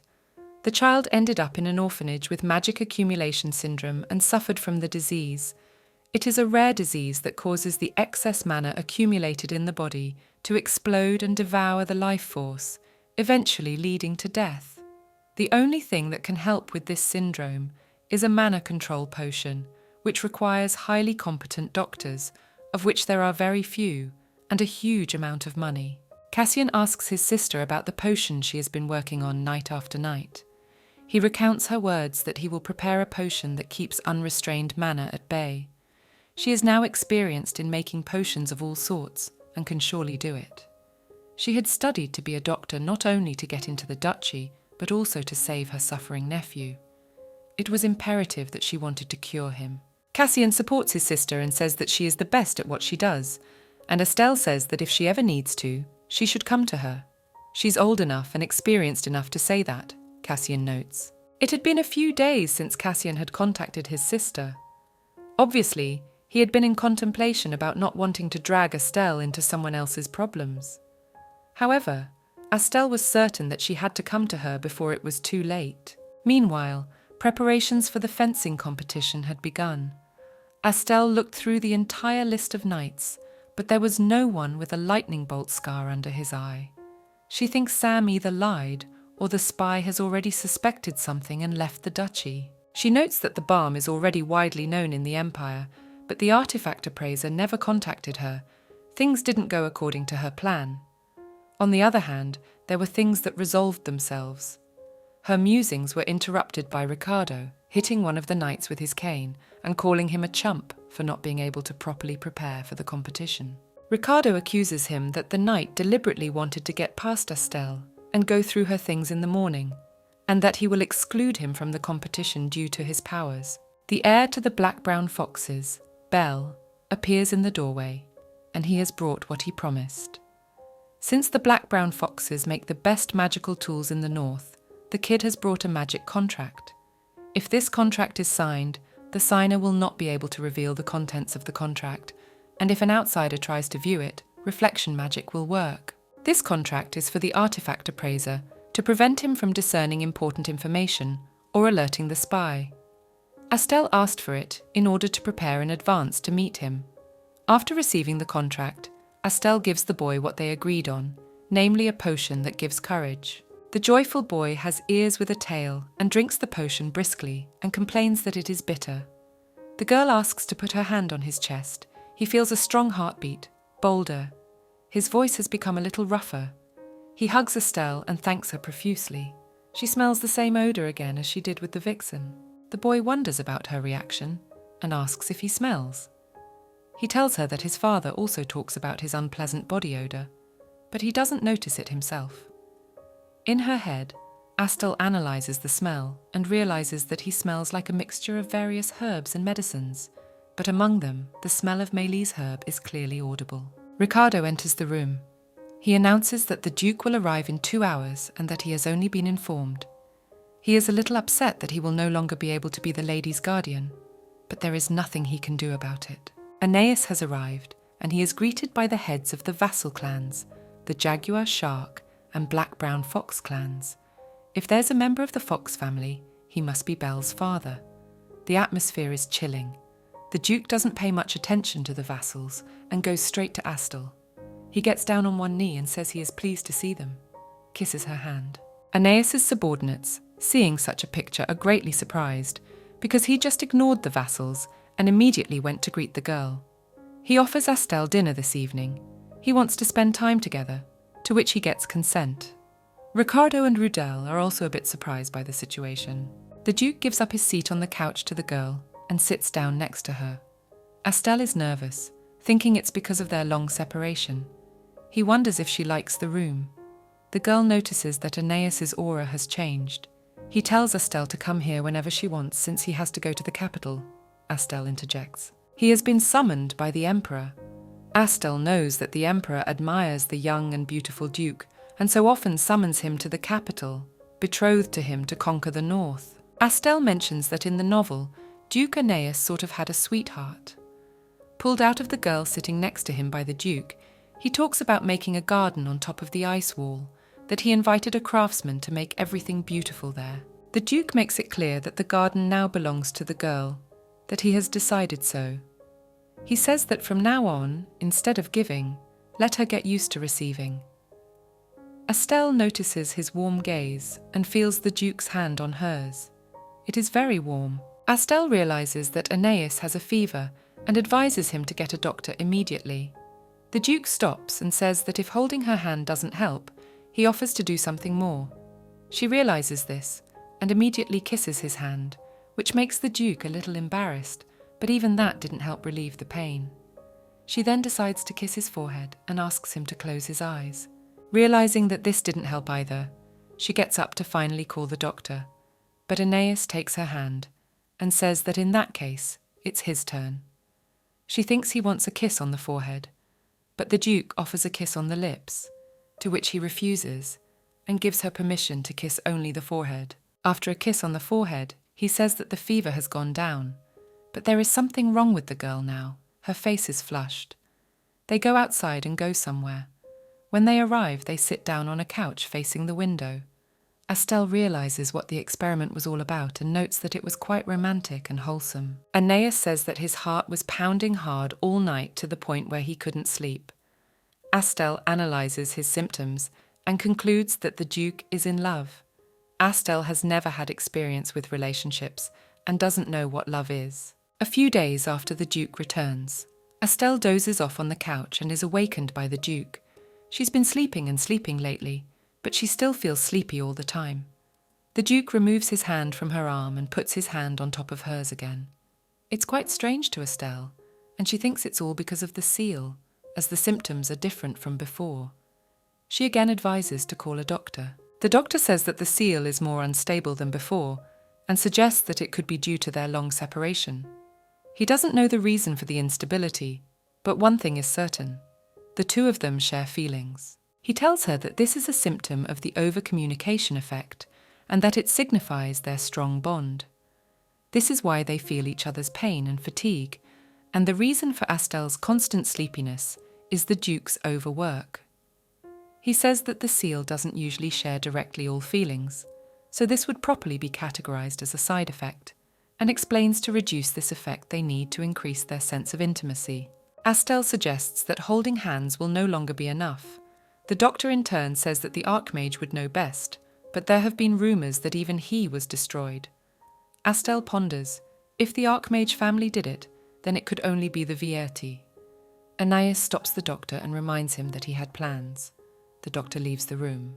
Astel realizes that they need to increase intimacy, that things are happening that she never thought would happen, that sooner or later her brother will come with his son. She asks the Duke to bring a friend, for he himself has talked about it before. Anais motions to the girl and says she can bring as many friends as she wants. He says that perhaps the day will come soon when she will tell about her secret that she has been hiding for so long. The Duke asks for a kiss on his forehead, and Astel tells him to move closer.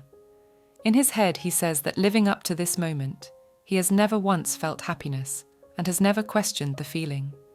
Remarks that this moment is the happiest. He tells the girl that sooner or later the whole truth will come out and maybe things will go back to normal. The Duke asks Astel to kiss him. The surprised girl does not understand the reason for this request and refers to the fact that the Duke has a fever. However, Astel kisses the Duke on the forehead. Astel then explains that the first kiss on the lips she will give to the one she loves. The Duke at this time only listens to the girl attentively and only then reminds her of her promise. The red-haired boy realizes that the connection between Astel and the Duke is not just a seal, but something else, so he decides to find out a little more. To do this, he is going to go to the place where the ancient sage buried all the secrets. Astel comes to the village, which is considered a central trading area, to distribute the balm. Astel becomes suspicious of the Duke.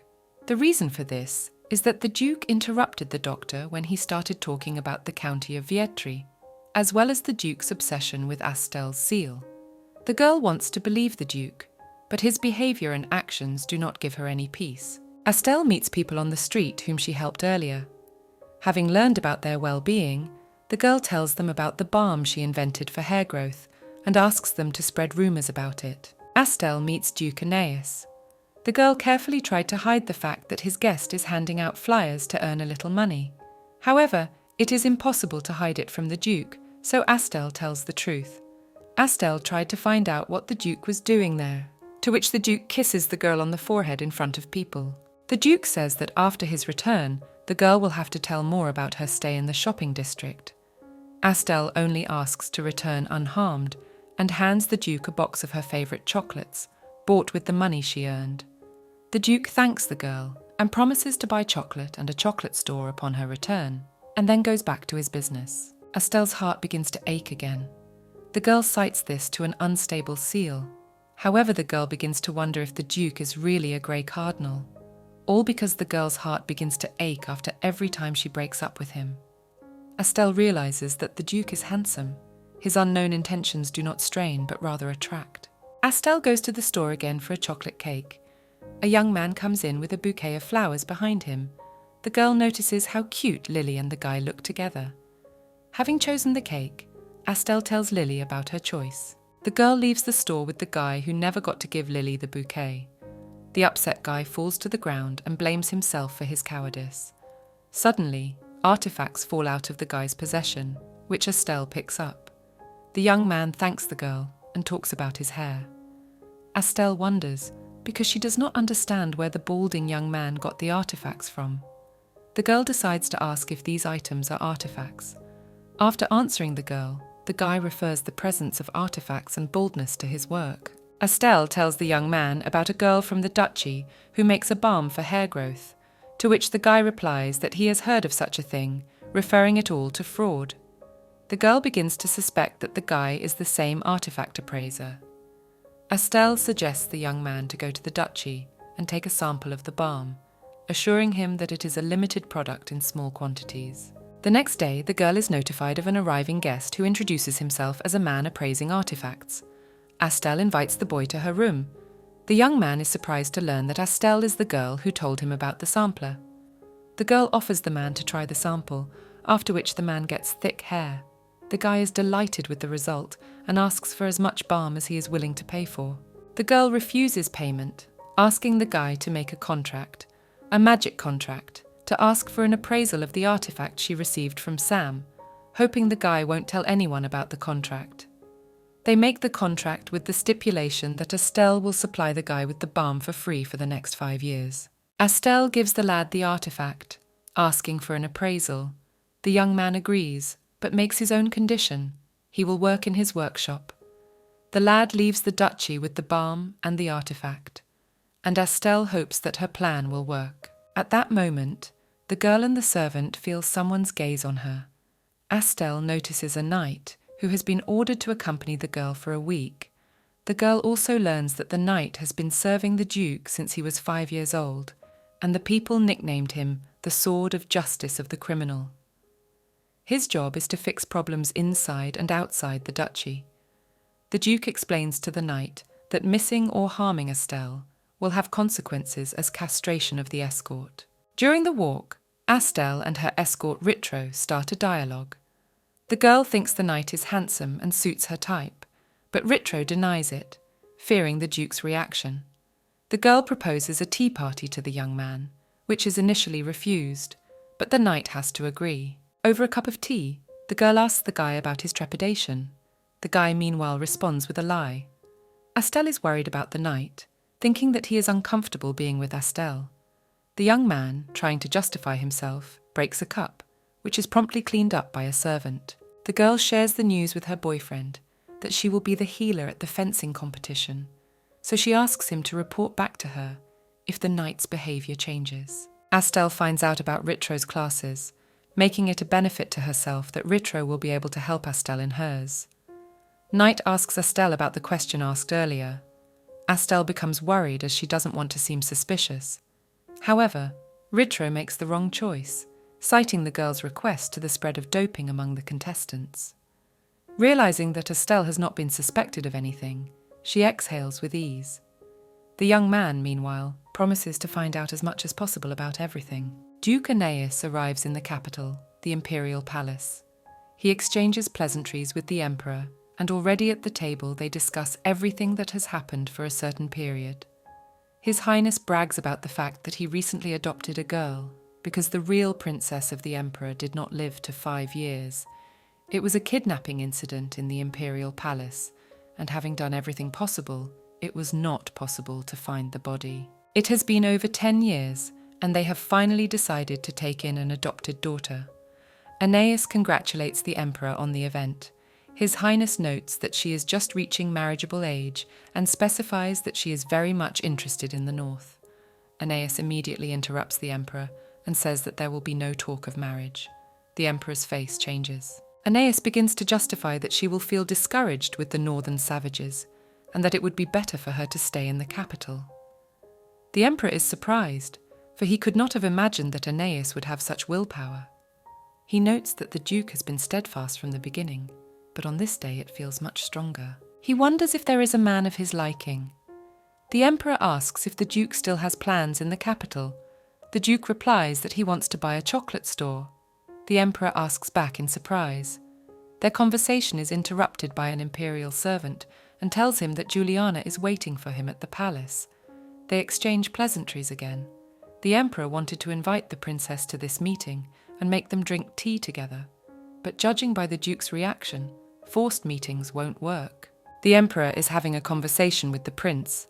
He tells his father that the forces of the northern therianthropes are growing, that even if they eliminate the monsters, the growing power will be a threat to the empire. The prince proposes marriage negotiations to solve this problem. The emperor realizes that the young man wants Duke Aeneas as his son-in-law, and notes that marriage negotiations are an excellent political tool. The prince wants to realize the idea as soon as possible. There are more and more people in the empire that seek the north. The number of those who go there trying to circumvent the imperial laws is increasing. The emperor knows that Aeneas is hiding a lot of things. The exact number of races is unknown. Notes that when he looks into the Duke's blue eyes, he sometimes feels as if he has encountered a beast. The prince continues that if things continue like this, Aeneas's influence could get out of the imperial family's control, to which the emperor agrees. He suggests that before anything happens, they do everything they can to make sure the duke stays on their side for sure. They both know that at any moment the duke could become their enemy. At this time, the duke is in the garden. Even when he is taking a walk, the reason why he is starting to have pain he cites is either fatigue or the effect of the seal. Either way, he sees that no one in the imperial palace has tried to poke their nose out. Along the way, he meets a guy and a girl. They looked at him fearfully, their eyes full of fear and bewilderment. Aeneas, noticing their looks, assumed it was because of his notoriety he had gained during the war with the monsters. The war had been brutal and merciless, and Aeneas had been in the midst of it, fighting the monsters that threatened his hometown. His bravery and courage were undeniable, but the war had left its mark on him. He became known as a warrior who did not spare his enemies, and it caused many to fear him. But Aeneas knew that he was doing his best to protect his people and had no regrets for his actions. He was willing to face any hardship to keep his people safe. The sweetest dessert cafe in the capital. It is so famous that people go there instead of salons. The girls are sitting at a table drinking tea and desserts. They are talking about Cassian, for he had recently announced that he would not be escorting anyone. They wanted to entrust their escort to Cassian. They think about the fact that he has a lover. Some deny this fact, because Cassian is the flower of the capital and a public asset. One of them is thrown into a fever at the mention of the boy, and she says they need to calm down. She says they have news. Duke Aeneas has arrived in the capital, and rumour has it that he is to be betrothed to the princess. The girls sigh in surprise at this sudden news. The princess was previously born and raised in a viscount's family, and now she has become the daughter of the imperial family. She went from a village girl to a princess in just one day, and a true Cinderella of the empire besides. She was previously despised because she was a country girl from the viscount family. But when everyone saw her during her debut, no one dared to treat her with disdain anymore. The girls discussed the princess with an incredible level of dignity and beauty, and the strong, beautiful Duke Aeneas. They were sure that they would be a perfect couple, that they would look very romantic. At that moment, the Duke himself shows up at the cafe. The girls can't believe their eyes. He has come to sign a contract to buy the place. The hostess is stunned. The contract says that the buyer's name is Master Evan. Aeneas explains that it is the name of his assistant. Then the landlady asks him to double-check that the contract is written correctly. She offers to taste his chocolate. It smells good. Aeneas takes the chocolate knowing that Estelle likes it. He doesn't like sweets himself, but it tastes pretty good. After all, it's all for a girl. The Duke declares that he is going north, and the hostess will go with him, and says that on the day of departure it will be better if she prepares chocolates. The surprised hostess agrees to everything. Afterward, he turns to the girls sitting in the establishment that were just discussing him. They notice his gaze. He determines from their looks that they are the same age as Estelle. He heads in their direction. They quickly try to put away the magazines about manly knights, but accidentally open a page about an anonymous interview about a knight with Cassian Grey and his inexhaustible energy. The Duke notices this, and his face gets rougher. He is angry that even the magazine writes about his peerlessness. He can't understand why people can't see his true face, his true feelings. He is tired of being misunderstood. He says he will take the magazine with him so he can read the article on his own to see what they wrote about him. The girls next to him nod in a frightened, friendly way. They don't want to contradict him. They see his anger, and it makes them afraid. They don't know what to do, but agree with him. They hope it will help calm his anger. They don't want to see him like this. They want him to be happy. The next day, a meeting at the Imperial Palace. On the agenda is the war against monsters, moving on to the next topic, budget cuts for the magic tower in the western part of the empire. It is suggested to cut the budget because the power of the mages cannot be allowed to grow more and more, as in the case of Count Vierti. The treachery of the earldom is recalled, that as an example of what happens to traitors, their heads were hung on the wall. It was a prominent family of mages and became an object of ridicule in no time. They know that there will be a lot of negative reactions from the magic tower, but they can't be allowed to think of cheating. At this time, Aeneas remembers Cassian's words about the island he wanted to buy with Estelle and live there. He realizes that Cassian has grown from a commoner to a nobleman with a handsome face, has become the flower of the empire, and has won all women's hearts. His sullen face is noticed by the other members of the meeting. On that note, the meeting ends. Aeneas is approached by Roper Shelland, commander of the Knights of the Rose, and he greets the Duke. The Duke quickly tries to dodge the conversation, but Roper states that the Emperor has ordered a thorough test of the knight's strength for the war against the monsters. He feared that Aeneas was completely independent, and as much as he was someone who could rebel against the government, he must try to please the Emperor.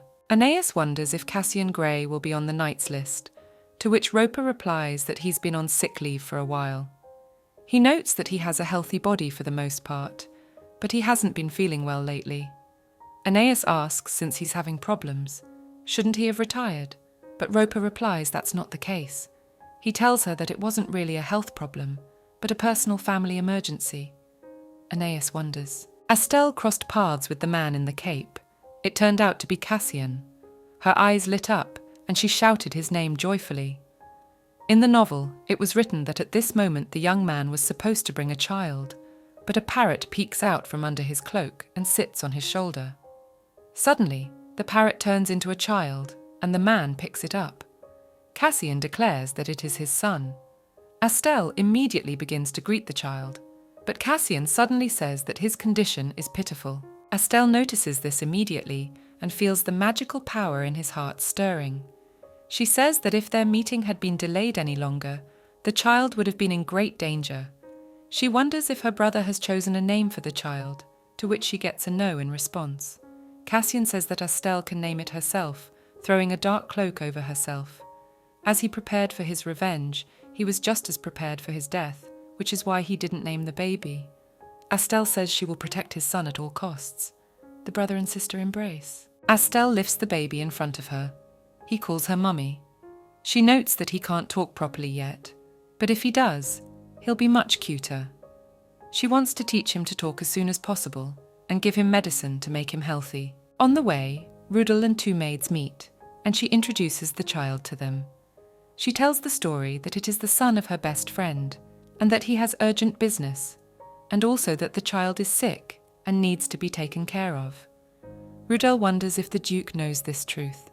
She tells him that she has tried to inform him, but he does not know the details, and that she will introduce the child when Aeneas returns. At the Duke's mansion, rumours immediately spread about a little blonde boy, all noting that the child looks like Estelle herself. Rudel realises that if the child turns out to be hers, a massacre may break out in the mansion. Same day at dawn, a spy with a lightning bolt scar under his eye notes that Estelle is a very suspicious doctor. He realises that Sam was taken out just because of this girl, after which Sam's artifact went missing. He discusses all this with the second spy sitting next to him, who remains silent for a while. They both realise that the artifact went missing right after the incident with Estelle, and that if analysed to find the artifact, their identities could be revealed. Estelle teaches the baby by showing him cards with objects, and he has to name them correctly. She is not very good at it because the baby always says the word mum. Then Estelle decides to go little by little and asks him to say the word daddy, which he does the first time. She feels it is her duty to tell the baby about his father, so that he doesn't think he has been abandoned. She talks about his daddy and shows him his clothes. The kid pronounces the word clothes almost from the first time. Estelle can't be pleased and calls him a genius. Suddenly the girl feels someone's gaze outside the window, opens the window, and sees a squirrel on a branch. It immediately runs away. Rudel talks to the servant about the child. He tells her that Estelle is in complete denial that he is hers. The squirrel is discovered by one of the maids, and holding it in her hands, says that the squirrel has something to say. The maid understands the language of the squirrels. She says that the child called Estelle Mama. Everyone's face changes, especially Rudel's, as the worst possible scenario they have thought of has come true. Estelle noticed that everyone in the mansion in front of her was acting restless. They looked as if they wanted to say something, but did not dare to approach her. The girl thinks that all of this is just her imagination because nothing bad happened and nothing happened to anyone. Telephone. Estelle is sitting in the hall with Belle and Ricardo. The gentleman asks whose baby it is. Estelle replies that it's her friend's baby, and he left it for a while because he had some urgent business to attend to, plus she loves children. Belle mumbles that he's much cuter than the baby and wants that kind of attention too. But when asked again, he says he didn't say anything. Suddenly the child greets everyone sitting around him, points his finger at Ricardo and says the word meow. He said this because he saw the master's claws, because he belongs to the jaguar family. Estelle decides to ask him about Belle, but gets nothing in reply, because he is still a child and does not know animals well. Jenny and Sally come into the room and say that the baby looks very much like his mother. Estelle says that he looks like her because he is her nephew, and that he looks more like her brother. The boy then calls Estelle his mum, to which she sweetly explains to him that she is not his mum. He immediately starts yelling that Estelle is his mum. Everyone's face changes, and Ricardo plans to leave the place to rest. When Belle gets up, he accidentally picks up a dish, and it falls and breaks. He apologizes to Estelle, telling her not to move so he doesn't hurt himself, and that she'll clean it up. Belle offers to babysit her nephew for now. Sitting on the floor, the kid calls Belle by name. The kid asks to be called his brother, but the kid can't pronounce the letter. Belle asks him who raised him, to which he gets the answer that he was raised by a so-called teacher. He wants to know if he is really Estelle's child, but he doesn't know how to ask. He asks if he knows the meaning of the word mom. The child explains that it is the one who gave birth and raised him. Belle is sure it's Estelle's baby. Belle then tries to find out who his father is, to which he gets the answer that he abandoned them. Estelle returns. Belle himself is out of breath and mumbles something and calls that father a scoundrel. Estelle didn't hear him and asks him again, to which Belle refuses. At that moment, a letter arrives to Aeneas. It says that Estelle's friend has arrived in the duchy, and that in his absence something has happened that he himself needs to see. The Duke realizes that it is time to return to the mansion. Estelle reads a letter from an artifact appraiser. He writes that it is difficult for him to come to the duchy to meet her and assigns a place on the outskirts of the village of Delmas. He suggests that she come secretly with one attendant. When the knight arrives at the place with Estelle, she does not understand what they have come for. She explains that there is a buyer of hair balm. Ritro looks tired.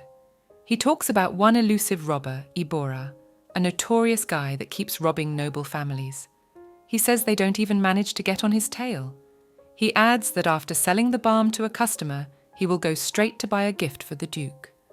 Estelle wanted to buy a gift too, but she's ashamed to take many people with her. The knight suggests that Estelle take a break until a buyer shows up. After a while, Estelle meets an artifact appraiser. He sees an artifact in the shape of a triangle and starts talking about it. At the end of each corner of the triangle, deception, guardian, and disguise. Estelle reasons that if it's Sam's artifact that's deception, that leaves disguise and fear. Estelle hands the balm to the appraiser. He rejoices that he will finally grow the kind of hair he has dreamed of. He adds that there are ancient words written on the back of the artifact that Estelle couldn't see. She believes that Duke Aeneas has something to do with the artifacts, but she can't say for sure for the reason that there are two dukes in the empire. Although the artifact has already destroyed the connection to the other two, the ability to deceive still remains. Volley hands Estelle the artifact. He also asks for some kind of request. He asks to see Estelle's artifact journal. She wonders why he needs the diary, since there's nothing in it. Estelle says she's been having headaches lately, and it's hardly because of the seal. She wants to take medicine to relieve the headache. At this time, the Duke returns to the mansion. Everyone was not expecting him to return so soon. Aeneas immediately inquires about Estelle's whereabouts. Rudel begins to explain to him that she went out for a short time with Sir Ritro, that they went to get a gift for the Duke. He wonders if there were any problems with Estelle's safety for his absence, and what the letter that Ritro himself sent meant. Rupel says she has something to say, but at that moment a child enters the room. He recalls a letter with strange contents from Ritro.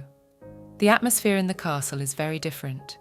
He comes to the conclusion that this creature, looking 3 or 4 years old, smelling faintly of animals, with a development clearly behind children of the same age, is very much like Cassian Gray.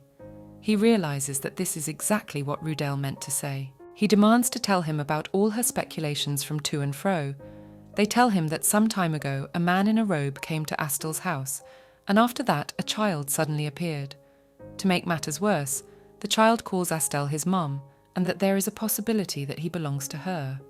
He notes that whatever the speculation may be, it is unsubstantiated. He orders the baby to be taken back into the room. The Duke asks where Astel and Ritro went.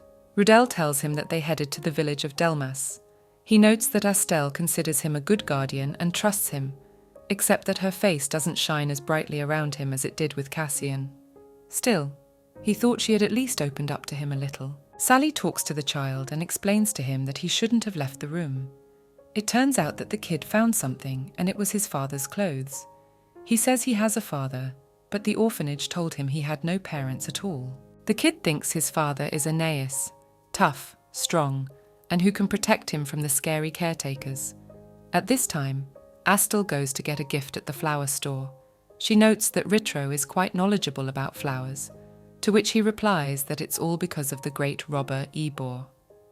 He tells her that some time ago, from Fanfania's mansion, he stole a morphine liquid that is obtained by processing a single flower. The liquid is not rare, however it is a drug. She thinks Sir Ritro is incredible, and he must have studied many bouquets as a gift. At this point, he felt his life shortened even more. Suddenly, the counter-owner walks up and calls Astel and Ritro newlyweds, to which she receives a violent response. She apologizes for her unreasonable arguments, and Astel asks her to recommend flowers for a gift. The owner says she has special flowers for such a special guest, an enchanted flower that will never wilt and will bloom forever. Astel wonders about the name of the white flower. It is called white magnolia, which means in the language of flowers, congratulation and gratitude, and the owner notes that it is a suitable gift for someone dear to her. Astel asks to wrap them up. Astel suggests throwing a party in honor of the Duke's arrival, but Ritro says that he will not be able to participate. On the doorstep, the girl is met by Aeneas, who was happy to see him. She wants to celebrate his return, but asks why he came back so early. He excuses that he tried to be patient, however it turns out that he has bad patience. He moves closer to the girl, taking her hand. Suddenly, Astel recalls the words of the artifact appraiser. He spoke of being under one man being above all others, and pondered that the phrase could indicate a duchy. Astel doesn't understand why she remembered the words at that particular moment, but she knew for sure. Words meaning that the Duke could be the Grey Cardinal. She notes that she has not feared the Duke until now. She thinks it is because of the action of the seal. Aeneas reaches for Astel's hand, but she reflexively wrestles it away by mistake, and the Duke's face makes it unclear whether he's out of control or in shock. Astel apologizes, saying it was an accident. Ritro thinks the Duke has been mentally traumatized. Aeneas says they need to go back to the duchy first. As they cross the threshold of the mansion, a boy runs out to meet them. Astel is very happy to see him. She has to teach him to call him either by his first name or his aunt. She asks the Duke if they've seen each other and notes that it's her friend's child, as she adds that she couldn't tell him that last time and asks him if the three of them can have dinner. At the table, Astel teaches the rules of table behavior and explains basic things like the plate and food to the children. A child points to Aeneas and says he looks intimidating. Astel chokes up and turns away in shame. He then points to a shiny star, and Astel in turn explains to him that you need to behave and not talk at the table, calls him a cutie. Aeneas made some unintelligible sound, and the girl asked what he wanted to say. Receiving nothing in reply, Aeneas continues that the child is quite cute, but in parallel she bends a table knife from tension. Astel remembers something and rather wants to give something to the Duke. For letting the child stay at the mansion for various care, Astel presents the Duke with white flowers and embarrassedly says that it is only as a token of gratitude. Aeneas immediately softens his face. She also congratulates the Duke on his return, and in the Duke notes that this is Aeneas's first gift from her. He is delighted with the flowers. Astel begins to tell him that they are flowers called white magnolia, and in the language of flowers, they have words embedded in them that she would like to tell him, and tells him to have the Duke look up their meaning later. He decides that he will learn about the language of the flowers and says that he has prepared a gift for Astel as well. A maid enters the room with a cart carrying a chocolate fountain and other chocolate products. Astel does not immediately understand what is going on. He tells her that he has purchased an entire store in the capital with the chocolatier. Astel thinks she's heard it. However, Anais repeats that it's all true. Astel worries that there is no more dessert store in the capital and assures her that she doesn't need a chocolatier and has nothing to return such a gift. Astel looks at her with kind eyes and asks why not. The Duke walks closer to the girl and asks for praise. She complies with the request to praise by putting her hand on her head and stroking it. The Duke says that is enough. Astel is already in her room, running through in her head everything that happened during the day. She thinks about what if the Duke turns out to be the Grey Cardinal and doesn't know what to do in that case. She notes that the Anais she still knows was not like the one who tried to frame and destroy other families. However, there is another possibility, as there are 2 whole duchies in the empire. One is where she currently resides, and the other is the Duchy of Conville in the capital. She realizes to find out about this duchy, she needs to go to the capital. A little later, she notices her diary and remembers that Volley wanted to get his hands on it. She rereads it to make sure that there is nothing wrong with it, but at one point her ears start ringing strongly and she feels sick. This picture is observed by the child. He is frightened and runs to Anais to help her. Anais is frightened by the child's words. Astel is examined by a doctor. He says it is just a fever from a cold, and if she rests for a day, she will get better. In her dream, Astel starts talking about her father and says she misses him. Astel also mistakes the Duke for Cassian, to which he leans over to her, kisses her on the forehead, and wishes her to be back on her feet soon. Astel sees some dark-haired guy sitting leaning against the wall. She asks why he's sitting there and warns him that he can't enter the duchy without permission and that he might get in trouble.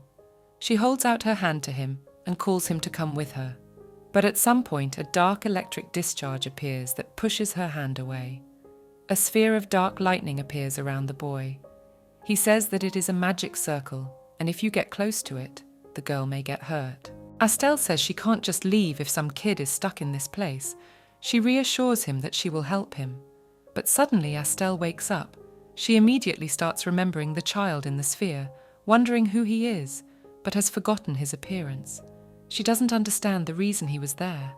Nevertheless, she thinks it's a dream. Anais hears this and starts asking about him. The girl did not expect to see the Duke at once and was a little frightened. He warns her not to make any sudden movements. He begins to ask how she is feeling. Astel assures the Duke that she has just fainted and her temperature has gone down, but he notes that she has been coughing all night and gives her medicine. Astel is surprised because she thought that the Duke was sitting next to her all night, but he immediately replies that he was just there at that moment. She drinks the medicine and cringes, for it is bitter. Next to her on the bed, she notices a baby boy. He says it's not okay to be sick.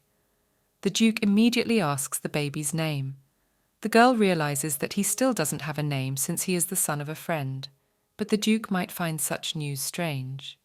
Since she had already read the novel, she knew his name and knew that Cassian would give him that name before his death. She introduces a child named Rune to the Duke. The Duke's face becomes as if he has encountered something important from the past. Duke's memories.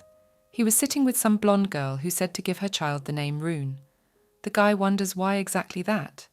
She starts to explain that her name means star in an ancient language. The guy says he doesn't have a name. Then the girl is encouraged to give him a name. She makes up her mind and calls him. The Duke interjects, to which Astel repeats the name once more. He calls the name Precious and wonders if Astel herself would like to know his real name. He explains that Duke Aeneas is only a title. She ponders the idea that supposedly only special people should know his real name, so she says he can leave it out. Aeneas moves closer and tells her that she already knows his name. He assures her that he says the name and more than once. But Astel can't remember such a thing and doesn't understand anything. After a while, the Duke examines the flowers given to Astel, remembering her words that they contain the words she would like to say to him. A maid enters the room and announces that she has brought a secret letter from Astel and specifies that it was sent by the director of the medical centre where she used to work. He reads the scraps of the letter to Cassian, Cassian's name, and I love. He realizes that Estelle's feelings for Cassian have become obvious, even though he already has a child. He wonders why she likes a guy like that. Afterward, the maid adds that the meaning of the flowers has been revealed, though not accurately, for the translation from the ancient language may not be exact. There were hidden words there that he would not be able to get his love. Anais is wildly upset, but neither he nor Estelle knew yet that it was the salesgirl's mistake. Cassian receives information that the Duke is trying to find out about him and wonders what he could have done to the Duke. He talks to his assistant, the leader of the Dark Guild, Rachel. She believes that the Duke had something to do with the extermination of the Vierti family, so she goes to find out information about him. Cassian wants him to be a piece of trash in the Duke's eyes, but Rachel points out that Cassian's image is pretty good. Cassian announces that if she has nothing to say, he's leaving the place. Estelle thinks she's been overdoing it lately. However, her condition has improved, and the Duke asks about her condition every day. An image of a doctor appears in the magic stone, and he too inquires about her condition. She jokes that at times like this, she wants to turn into a strong dragon. The doctor reasons that she may not be a dragon, but she can still change thanks to Meilie's herb. He explains that by using this herb, it is possible to transform. She immediately realizes that the spy could have used this herb to disguise the scar, and besides, one artifact is a disguise. She announces to the doctor that she has urgent business and needs to go. She goes to Volley and asks him to reassemble the artifact that was destroyed earlier, and the request is fulfilled. At that moment, one of the spies notices that Sam's artifact has begun to function. He is approached by another spy named Rob and wonders where it could have been used. The one knows one place where the artifact could be hidden, that healer's office. He promises to look into it. Estelle lies in her bed and thinks about tomorrow's fencing competition. If things go as she has planned, she shouldn't worry. The girl is approached by Rune. He asks her to read him a story. Estelle is happy that Rune can finally talk normally thanks to the constant use of medication. She begins to tell the tale of the tough night. After reading the tale, they reach bedtime. As Rune falls asleep, he realizes that that tough knight looks like the Duke. He thinks it would be very nice if Aeneas became his father, and Estelle likes tough knights too. The child shows up at the Duke's door in the middle of the night, asking what business he might have at such a late hour, and calling him Cassian Grey's child. He asks who Cassian is, and that his name is Rune. The Duke wonders why Cassian would leave his child, who looks so much like Estelle, and tells Rune that if he has nothing to say, let him go. Rune asks the Duke if he will be his dad, to which Aeneas responds by saying that he has his own dad and it's not him. But that's not what the baby is about. He still thinks Estelle is his mum, and Rune wants Duke to be his dad, saying he'll help. Aeneas in turn wonders how he can help him. The boy shows the Duke a passage from the fairy tale that Estelle read, and says that Estelle likes cool knights just as much as he does, and the Duke needs to show his cool side. Aeneas realizes that Estelle has a taste for knights, and to win her love, he needs to show a cool side to his partner. He notes that he was focusing a lot on Cassian, and didn't think about that at all. Aeneas says that it's a great idea, and that Rune could be useful too. The day of the competition, Estelle is excited. Duke Aeneas is still nowhere to be seen. The girl wonders where he is. At this time, Aeneas went to destroy 30 monsters, because last day Estelle asked him to do it with his own hands. He notes that this is the girl's first such request, and if he can win her heart in this way, some mammoths will not be a problem. Estelle at this time thinks about how she felt sorry for the Duke to be sent on such a task, but that was just in case he suddenly turns out to be the Grey Cardinal, because that could interfere with her plans. She wants to finish her plan before the Duke returns. Estelle asks about Jenny and Sally's request. They reply that the preparations are complete. The fencing competition area is meant to be a fair fight, and everything has been made so that artifacts cannot be used inside. Since the power of the artifact cannot be used, in case the spy goes to compete, he will have to eat Meilie's grass. The competition had begun. Everyone looks at Sir Miles's stunning fencing skills and thinks that this time he will be the winner of the competition.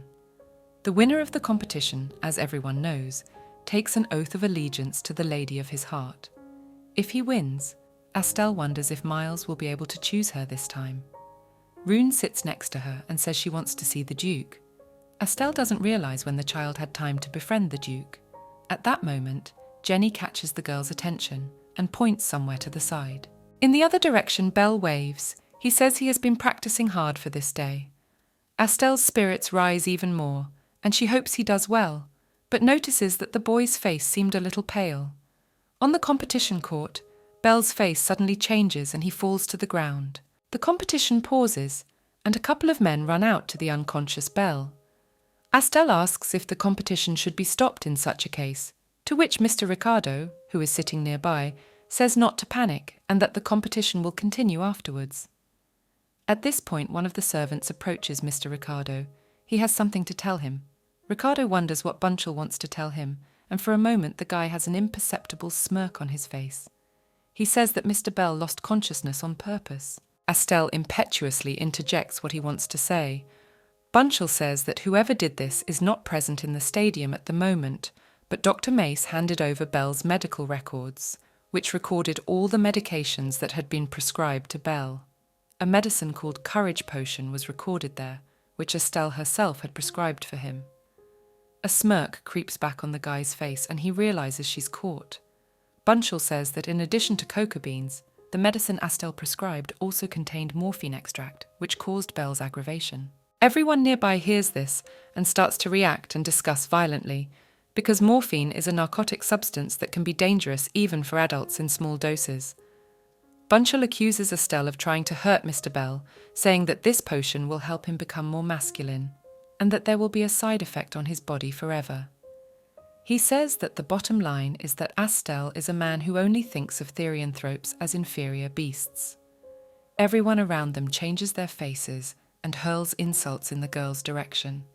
Then Mr. Ricardo intervenes and suggests that Astel herself be heard. She starts to explain that the potion does not contain morphine extract, but Bunchel immediately interrupts her and says that it is useless and that there is no basis or proof of her claim.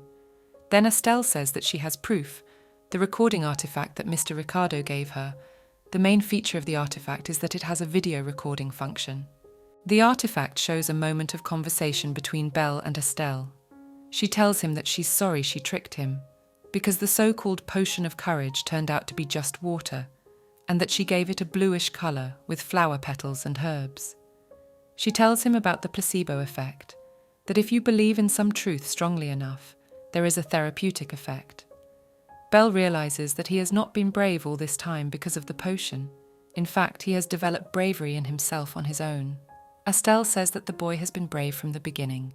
People hearing all this conclude that if it is true, it was just water, not morphine. Bunch's face becomes terrified. Bunch doesn't get her way, saying that she could have just put the morphine in there and lied that it was just water. But Astel has evidence for that too. Astel suggests that Bunchel is very hot because he's dousing himself with sweat. The girl continues. She said that Mei Li's herb used for transformation was blooming in a place where it doesn't usually grow, which was at the knight's training ground. Therefore, she sprayed this herb with a potion of change beforehand, thanks to which the body of the recipient will slowly warm up, gradually removing the effect of transformation. And when the effect is removed, the strong mask of bachelor will already fall off. She approaches the guy and wonders if she is definitely a fencing instructor. At that moment, his body begins to transform, gradually revealing his real appearance. Ricardo watches this picture with horror on his face, and when the transformation ends, the gentleman realizes that all this time the so-called Bunchel turned out to be the great robber Ybor, with a scar in the form of a lightning bolt under his left eye. Ybor notices that his mask has been removed and doesn't understand what to do. It turns out that it wasn't Astel who was trying to hurt Bella, but himself. It is said that Ybor had recently stolen a liquid containing morphine from the Fangfangi mansion. It's also strange that Bell always smelled of Mei Li grass, since his fencing instructor Bunchel grew it around the arena.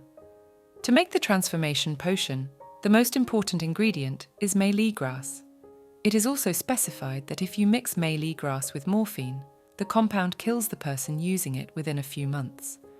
Because of its violent properties, this drug is also called the potion of silent death. Astel is approached by Bell's father and asks if it's true. Astel says it's all true. Everyone looks at Ebor with hatred, and he is taken away, screaming to be let go, because there is not enough evidence. At that moment, Anais, who has just returned from an assignment from Astel, shows up at the competition. He, with hatred on his face, asks how such people allow themselves to fearlessly do such things.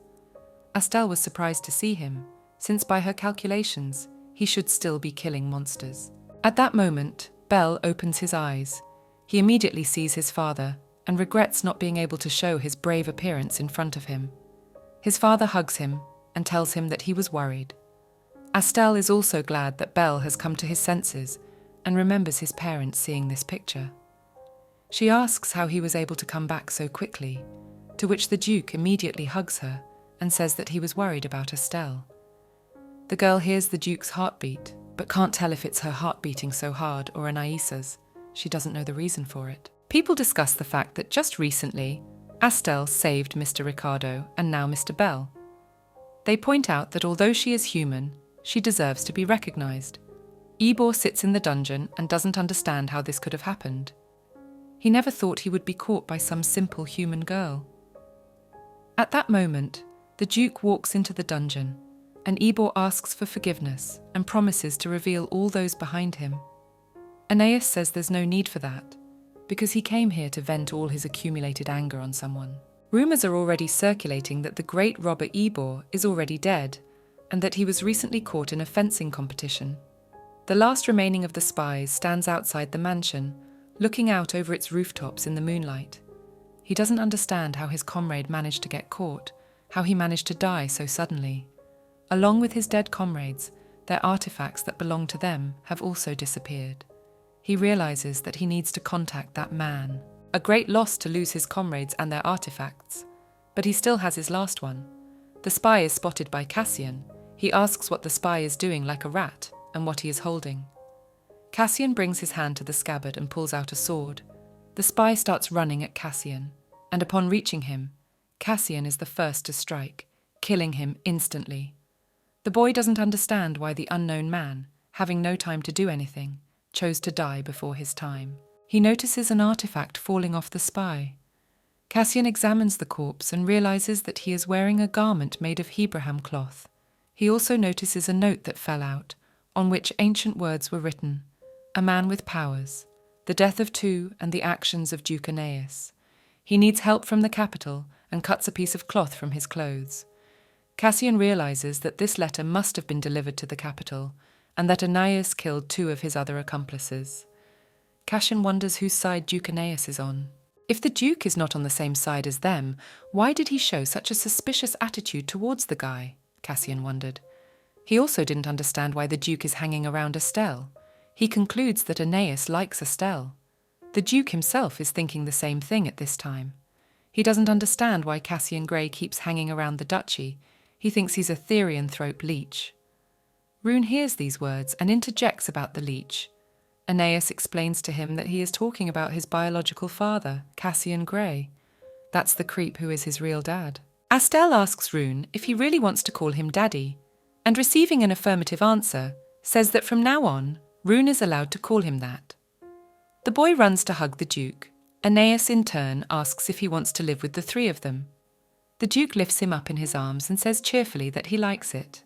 He thinks he's much better as a father than Cassian Grey. Astel wonders how the analysis of the new artifact went. The artifact evaluator says it's pretty strange, because last night the artifact suddenly lit up and immediately shut down. It was as if the last artifact that was connected had been destroyed. As a result, all three artifacts have now been destroyed. The owner of the last one apparently escaped from the Duchy of Aeneas. Astel realizes that if the spy escapes, the situation equates to the original situation where it all began. The appraiser adds that the pattern on the back of the artifact is the emblem of the Rovok merchants. The Rovok merchants are owned by the Duchy of Conville in the capital city. They are merchants that supplied special goods. He also adds that there was a note hidden inside the artifact that recorded their conversations about killing key figures of the four vassal clans through secret terrorism. They were instructed to sever ties with each clan and take over the duchy. Reading the contents of the note, Astel concludes that they were targeting the Duchy of Aeneas. What was written on the first artifact was that it was possible to be under one person while being above everyone else. Astel concludes that this phrase meant the Duchy of Conville. Sitting already in her room, the girl is glad that Aeneas is not the Grey Cardinal and is sure that Duke Conville is. She still does not understand what connects them to the death of her family, but in any case she must get closer to them to get information. But to do this, she must go to the capital. Belle's father walks into Astel's room. He regretted not introducing himself to her until now. His name is Sitha, the head of the black-brown fox family. Belle also adds again that this is his father and hugs him. He warns his son that he has a hot cup in his hand and that he might burn himself. Astel notes that this is touching. Sitha realizes that Astel has uncovered a criminal who was trying to hurt his son and is sure to want to repay that mercy. Astel says she shouldn't, but Sitha stands her ground and asks if she's interested in entrepreneurship. The girl is greatly surprised. Sitha strikes up a conversation about a balm Astel sold recently that has gotten incredible reviews and clarifies that Astel is quite knowledgeable about herbs. Since his family is in the business of creating magic, he offers to help in many aspects. Astel thinks about these words and thinks that this might be a reason to go to the capital. Astel asks if she can contact Sitha any time if she needs help and gets approval. Before the father along with his son leave the room, Belle hands Astel a wish ticket that will fulfill her every wish and a groom ticket that Belle will make a great groom for Astel. He says that he will propose to the girl as soon as he becomes an adult and asks her to wait for that moment. The guests say goodbye to the girl and leave the room. Astel thinks about Sitha's suggestion about the offer of entrepreneurship, for she has never even considered it. But if she does decide to do it, it will be a great opportunity to get closer to the Rovok merchants, to explore the Duchy of Conville itself, and even to help her brother. She realizes that she will need a large amount of money for her revenge.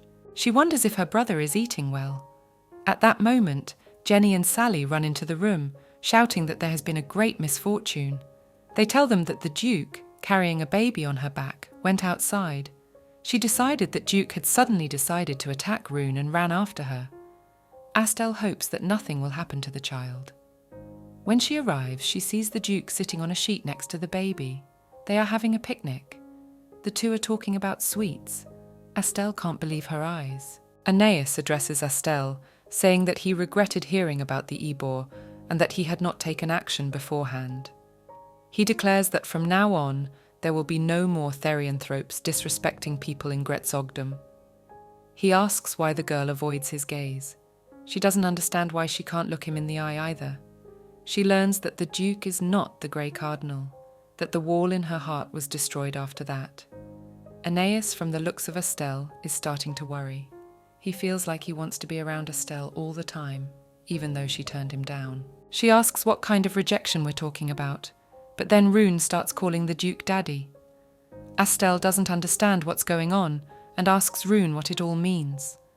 Aeneas was just about to tell him that he has decided to be a father to him. Astel tries to explain that he has his own real father. Aeneas says it's Cassian. Astel is a little confused since she hasn't told him that.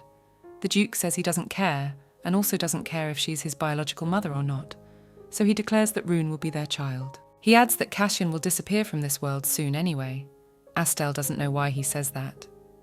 The girl explains to Aeneas that Cassian is a brother to her, and that he didn't understand their relationship. She loves him like a brother. She asks the Duke how he knew that Rune's father is her brother. Astel is plagued by doubts. She wants to tell the Duke that the baby is her brother, but if she does so, the magic protecting her and her brother will be destroyed. Realizing that she cannot put her brother in such danger, the girl decides to keep silent until she is rid of the Grey Cardinal. Aeneas noticed that something was wrong with Astel, so he decided to ask her if everything was all right, to which she replied that she was just thinking. The girl notices that Aeneas has changed, and his aura has also changed, in a warm way. The toddler sculpts a figure of two adults and himself out of the sand, saying that they are Papa, Mama, and Rune, implying that Astel is Mama and Aeneas is Papa. Astel is glad that Rune trusts the Duke, but she doesn't want him to forget his brother. It is the day of the party after the Bohemian fencing competition. The knight who wins the competition will be awarded a laurel wreath of glory. The winner is Sir Miles, which is what everyone expected. The guests discuss that Miles is not going to make the lady's oath of allegiance. Remembering that Miles really didn't want to choose a lady, Estelle realizes how disappointed everyone was. Despite this, there will be plenty of other entertainment at the competition: a ball in the north, a banquet in the capital. The Duke arrives at the competition, asking the winner to come out. Miles enters and is immediately awarded a laurel wreath of glory. The Duke learns that Miles would like to take the oath of allegiance. Turning around, Miles walks slowly towards Estelle, with the other girls standing beside him, waiting breathlessly for his choice. Sir Miles asks Estelle to be his lady. Estelle was confused at this turn of events, and Sir Miles said that it was his sincere decision, explaining that at the competition, when everyone stood against her, she managed to find the culprit and protect a small child. So Sir Miles decided to give the glory of his victory to the girl. However, the girl's response was clearly not what Miles expected. The girl says that she is not that outstanding. Despite what Estelle says, Miles reveals that he only wants to be a knight for Sir Estelle. Therefore, he asks Estelle for permission to make an eternal vow to her. The Duke tells Miles to withdraw the application. A perpetual vow is a vow to commit a lady to your life as a knight. That's why it's hard to do, even if there's a lady you've trusted for a long time. The knight does ask Estelle for permission, after all. He has been looking for a lady he will serve for the rest of his life. Estelle agrees, and asks to be given a laurel wreath, telling Sir Miles to become her knight, realizing that it will be easier for her to protect Rune that way, and defeat the Grey Cardinal if only one more man will come to her side. Miles makes an oath that from now on, with all his heart, he will serve his lady forever. The Duke says that he would be jealous if Estelle were so attached to Sir Miles, so he asks that he give the Duke the honour of dancing with Estelle.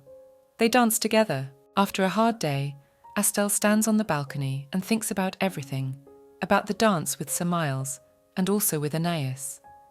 Just then, Duke Aeneas walks in, asking if everything is all right. The Duke notices that Estelle's feet hurt, so he asks to show them to the Duke. Estelle says it's not necessary, but the Duke decides to take a look nonetheless, taking off the girl's shoes. The Duke asks about whether Estelle wanted to have a knight, to which the girl replies that she would feel more comfortable with him. She thanks the Duke, for if it weren't for him, she wouldn't have a knight. Without noticing, Estelle starts stroking the Duke's head, but after she realized what she was doing, the girl immediately removes her hand, frightened. But the Duke asks the girl to continue stroking him. Aeneas looked at Estelle with tenderness in his eyes. He asked her to pet him again, as if their touches were the most precious gift to him. He was telling her that he was her special partner in printing the Companions of Life. It was their special arrangement, their bond that made their relationship so special. Aeneas had a gift for her. It was a brooch in the shape of a flower, as delicate as Estelle herself. The Duke, smiling, said it was a gift for letting Estelle dance one last dance with her. This dance was special to him, and he wanted to mark the moment by giving her this brooch. She realized it was more than just a brooch. It was a recognition of their bond, their shared journey. Suddenly, memories came flooding back to the girl. They were so vivid and alive that she felt sick. She felt her heart start to beat faster, and her head was ringing with a multitude of thoughts. The voice she heard was so familiar and dear. It was telling her that they could run away from here, leave everything behind and start a new life. The voice was asking her to remember him, to memorize his every tone, every word. He promised that he would still come to save Estelle. Aeneas, seeing the lady's condition, began to worry. He knew he had to help, but he didn't know how. He motioned for Estelle to come inside. In the room, Estelle notices a strange glow inside her diary. The diary said that she is now in a deep cave, that she gave that fool all the raspberries, and when she can come back after all. Methinks her brother is very much in distress. Estelle in her mind tells herself it's a lie. She assumes the diary is an artifact. The action takes place in Della Lucia. After a couple games of poker, the doctor still decides to ask Ricardo about the ancient seal magic. Ricardo replies that it is a romantic ancient seal. The doctor realizes that Ricardo knows about the seal and decides that he needs to get as much information as possible. The doctor learns from the old man that there is no danger from accidental sealing, and the longer the lovers live, the less risk to life. It is like love between lovers. However, Ricardo tells the doctor that something is very messed up between Astel and Herzog, and it is unlikely to be reversed. Astel is asked about the lost memories. She replies that she has no memory of the month she was reported missing, and that perhaps her dreams are fragments of those memories. Astel decides to talk to her brother who bought the diary. Astel decides to go to the capital to expand her business and learn about Duke Conwell. During dinner, we learn that Aeneas is going to go with Astel to the capital, which is strange because pure-blooded therianthropes live only in the north. Astel is wary because she thinks that Aeneas is ready to do such things only because of the seal. Aeneas mysteriously says that in the capital he will show everything he has. Departure. Everyone sees Astel and the Duke off. Ricardo says that he is also going to go to the capital under the pretense that he wants to get healthy. Some white-haired man said that he also wants to go to the capital, and that soon he will meet the main character there. He wanted to say something else, but the Duke interrupted him. The couple arrives at the residence, where they are met by a lot of servants. Astel was allocated a room all in crystal jewellery. The servants were waiting there to dress her up for the tour of the imperial palace. Astel was surprised that there were so many humanoid therianthropes in the residence, and that she was put in the room for the mistress of the mansion. Astel got dressed up, and the pair went to explore the house when suddenly they met Cassian Grey. It was not clear from the Duke's face if he was happy to see this knight. It looked like Cassian was just adding to his problems. There is a small verbal altercation between the men. Cassian asks to be shown a place where he can settle down. Cassian is gone. Astel asks Aeneas what he dislikes so much about Cassian, to which he gets a simple answer: everything. Next, we are transported to apparently flashbacks. A girl asks a boy if they can go home. The children see a cat who says he's a deity. The cat calls the children fools and asks how dare they activate the magic circle and summon a dangerous creature. The cat says they will soon die here unless one of them sacrifices himself. This is the end of Astel's dream. The cat's name was Mimi. Astel assumes that if she finds this cat, she will be able to get her memories back. Mimi is a divine cat who loves everything shiny and famous, be it people or things. Astel realizes she can meet the cat if she becomes famous in the auction house. Then Ricardo walks into Astel's room with Belle. Astel is dressed up, and with Ricardo as a leopard, and Belle as a dog. She has to change her voice and use a different name. They go to Demay's salon, which is a place of entertainment for the nobility, where art exhibitions and orchestra concerts are held. If Astel becomes famous in this place, the Mimi will definitely pay attention to the girl. At the entrance, the servants find out that Astel's companion is Sir Miles himself. At the exhibition, Astel notices a painting mentioned in the novel. This painting has magical powers and can use voodoo techniques. In the novel, the painting is taken by the Grey Cardinal. Astel realizes that if she gets the painting, the Grey Cardinal himself will come to the girl. Astel wants to buy the painting, so she calls the salon owner. She thinks the painting is worthless, but she refuses to sell it. Astel insisted and managed to persuade the owner, who apparently did not mind to sell the painting. Meanwhile, everywhere began to talk about Mrs. Astel, even began to write articles about her. Astel is pleased with herself. She was able to catch two birds at once and got the picture, and attracted attention to her personality. The girl decided to knit scarves of magic thread for all her entourage, but when it came to the Duke, she was strangely embarrassed, but the scarf still knitted. When Astel gave the scarf to the Duke, he mentioned the memories, but immediately stopped and just thanked her for the scarf. Astel is visited by memories again. This time the girl is eating berries and asks about the magic circle. The boy replies that the circle did try to kill him. The boy says he will definitely protect the girl. The children are interrupted by Mimi, who says they're not getting out of here anyway. When asked how to get out of this place, Mimi replies that there are two ways. The first is for one of the children to give the cat his life. The second is to give something as valuable as life. Meanwhile, the Duke wears a scarf tied by Astel everywhere. People around him whisper and don't understand why Aeneas walks so sloppily. Astel chooses a dress for the Emperor's ball. The Duke enters Astel's room and strikes up a conversation about the coming end of the year. Astel says that the princess worries her, but Aeneas says there is no threat to Astel. Astel realizes that she's in love with the Duke, and it's not because of the seal. Astel was confused. She really wanted to tell the Duke about her relationship with Cassian, but she knew she had to find the Grey Cardinal first.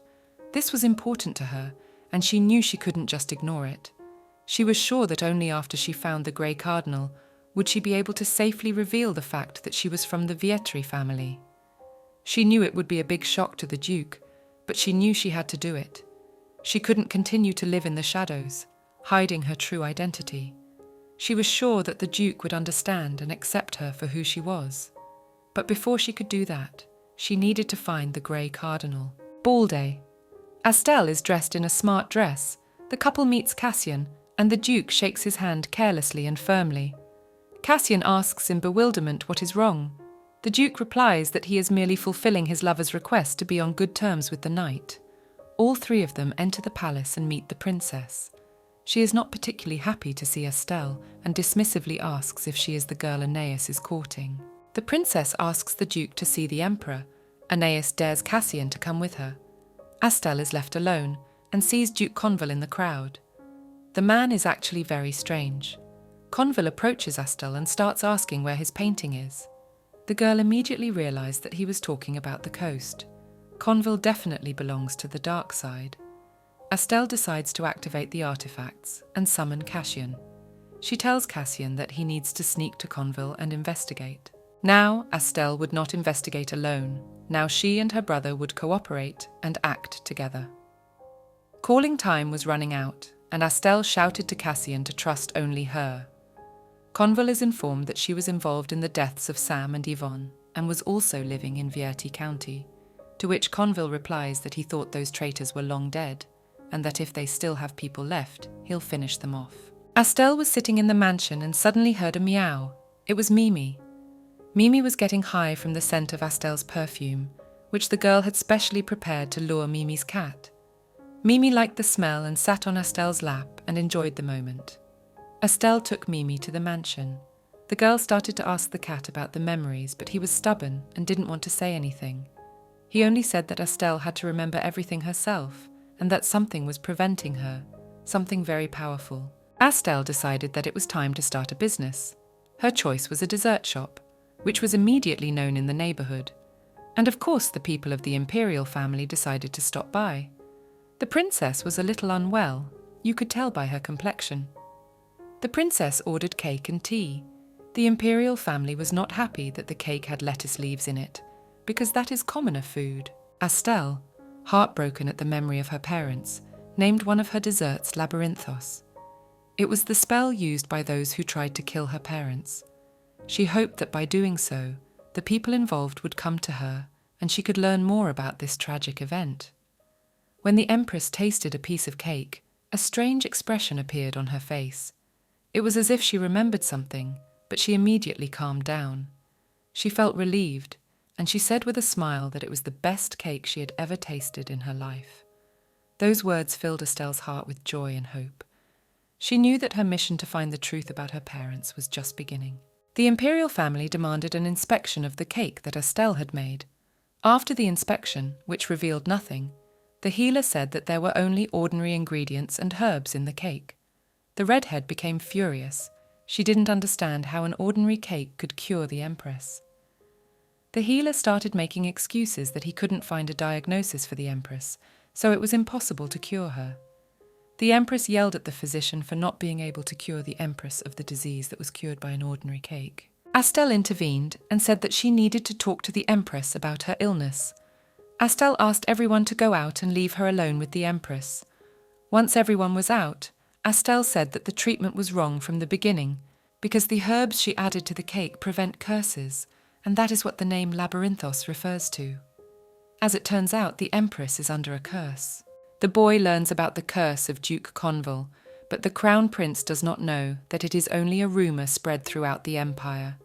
The rumours cause the Duke to have a hard time, and he remembers how he framed Vietri.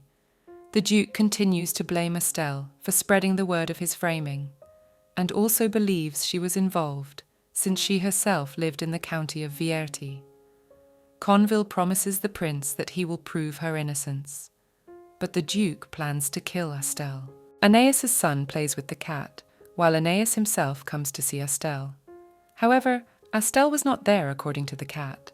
The cat decides to tell Aeneas about what the girl is doing behind his back, namely she is playing out a terrifying plan.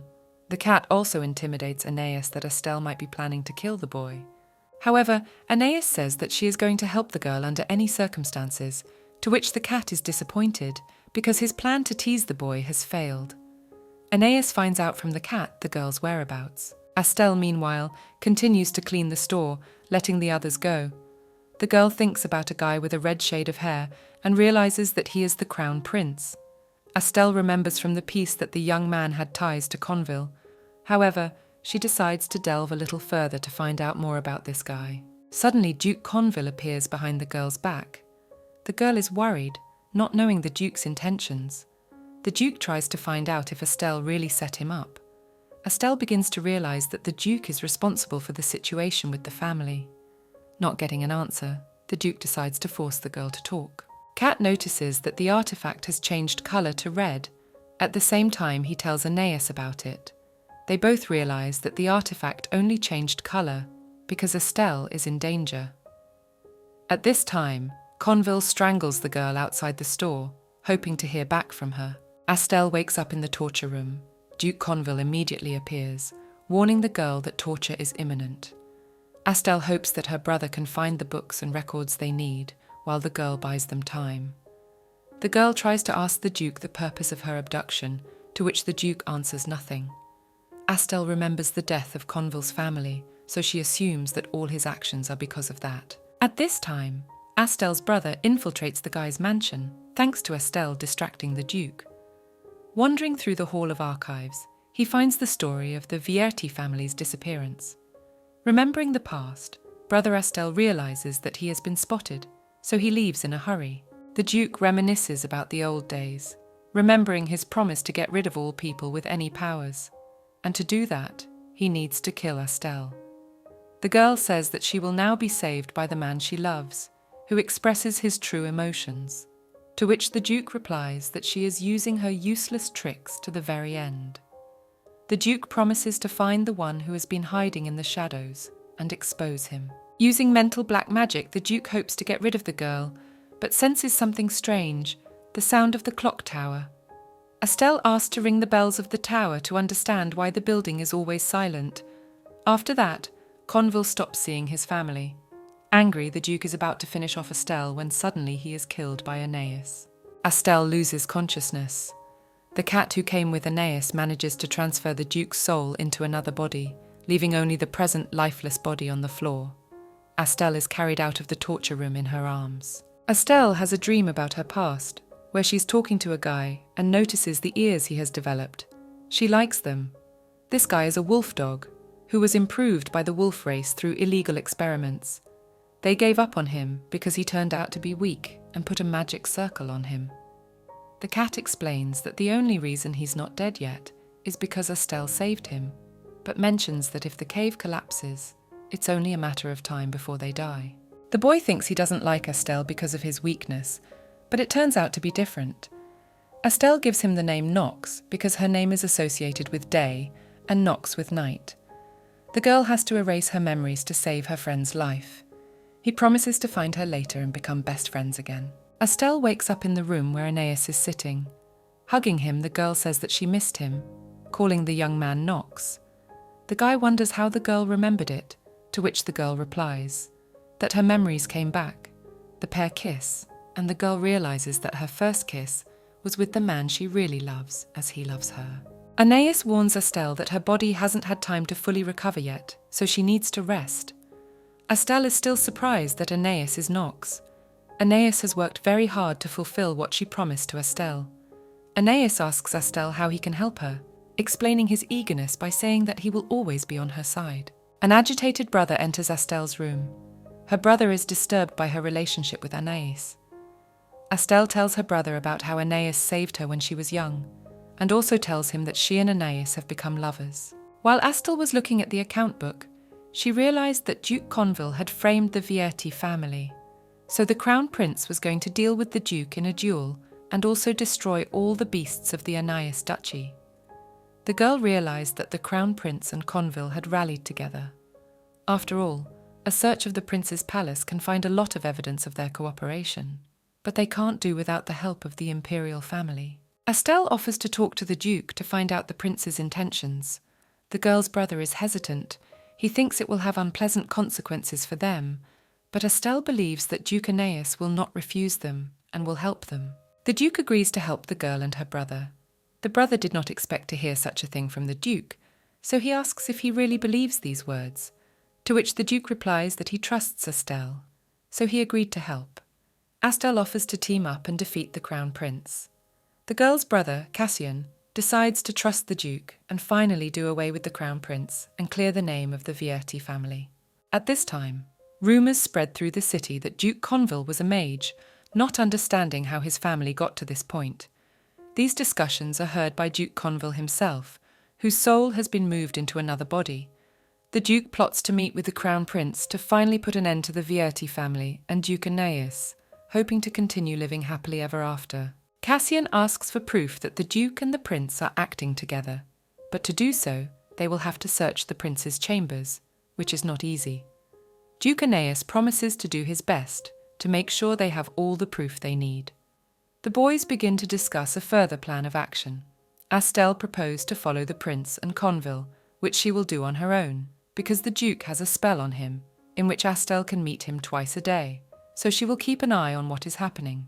The crown prince meets Conville, telling him that the young man has finally found Duke Aeneas. However, Conville says that the last battle ended in a crushing defeat, and he is now ashamed to look his subjects in the eye, for he is pathetic.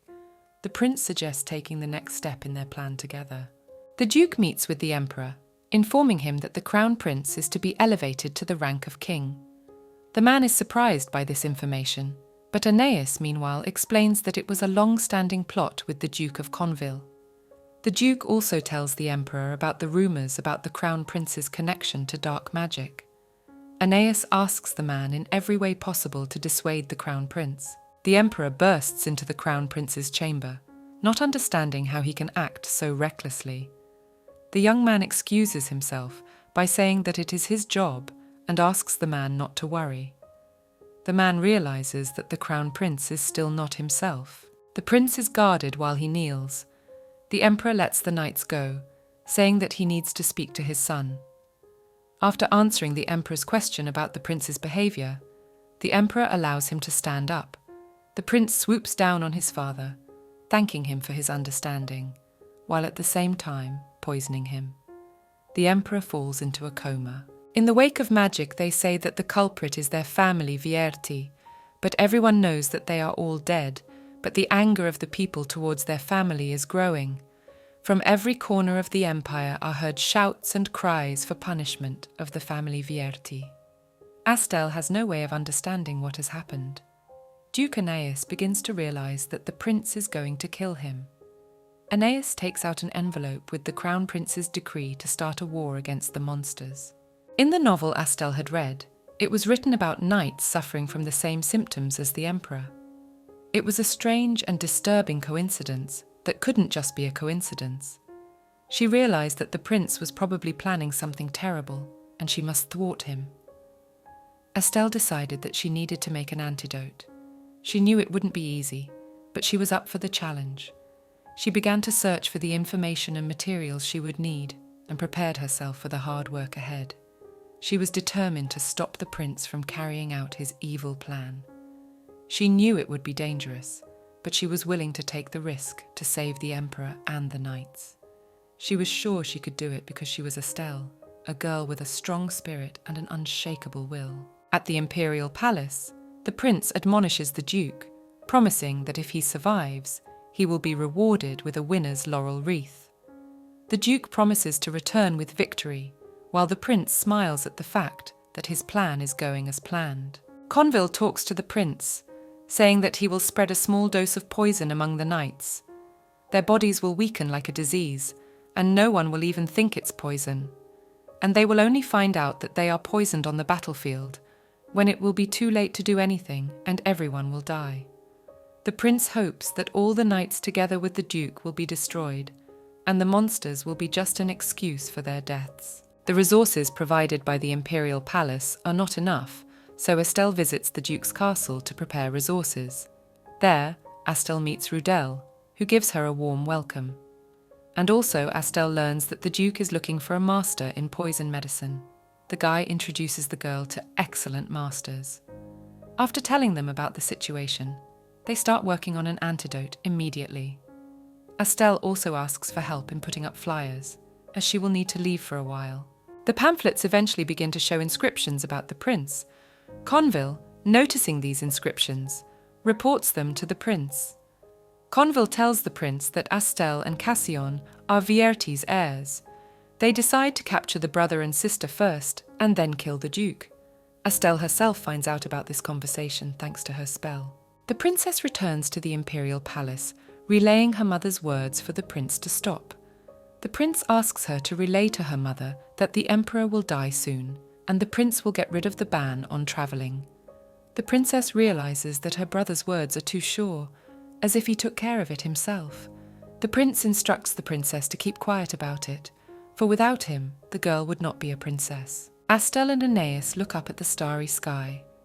Aeneas says that the old men were able to prepare a fairly effective antidote, and the knights are beginning to recover, and the duchy's castle has almost prepared all the supplies they need. The entire army has been sent to war against the monsters. Estelle, along with Aeneas, make wishes under the starry sky. Estelle says goodbye to Aeneas, kissing him on the cheek and confessing her sympathy. Conville surrounds the pair with his knights. He makes a barrier around the couple, which contains a paralyzing poison. Estelle is captured by the knights. The girl learns from Conville his intentions. Estelle offers him her death, as it is his strongest wish, but he will have to let Aeneas go. Conville agrees to start with Estelle, killing her in front of Aeneas. The man rejoices in Estelle's death while the others try to kill the duke, but they fail. Aeneas has an antidote in his body that makes him still able to fight. Aeneas kills Conville, telling him that the duke failed to kill Estelle. Aeneas leaves Estelle in a safe place, hoping she will still wake up.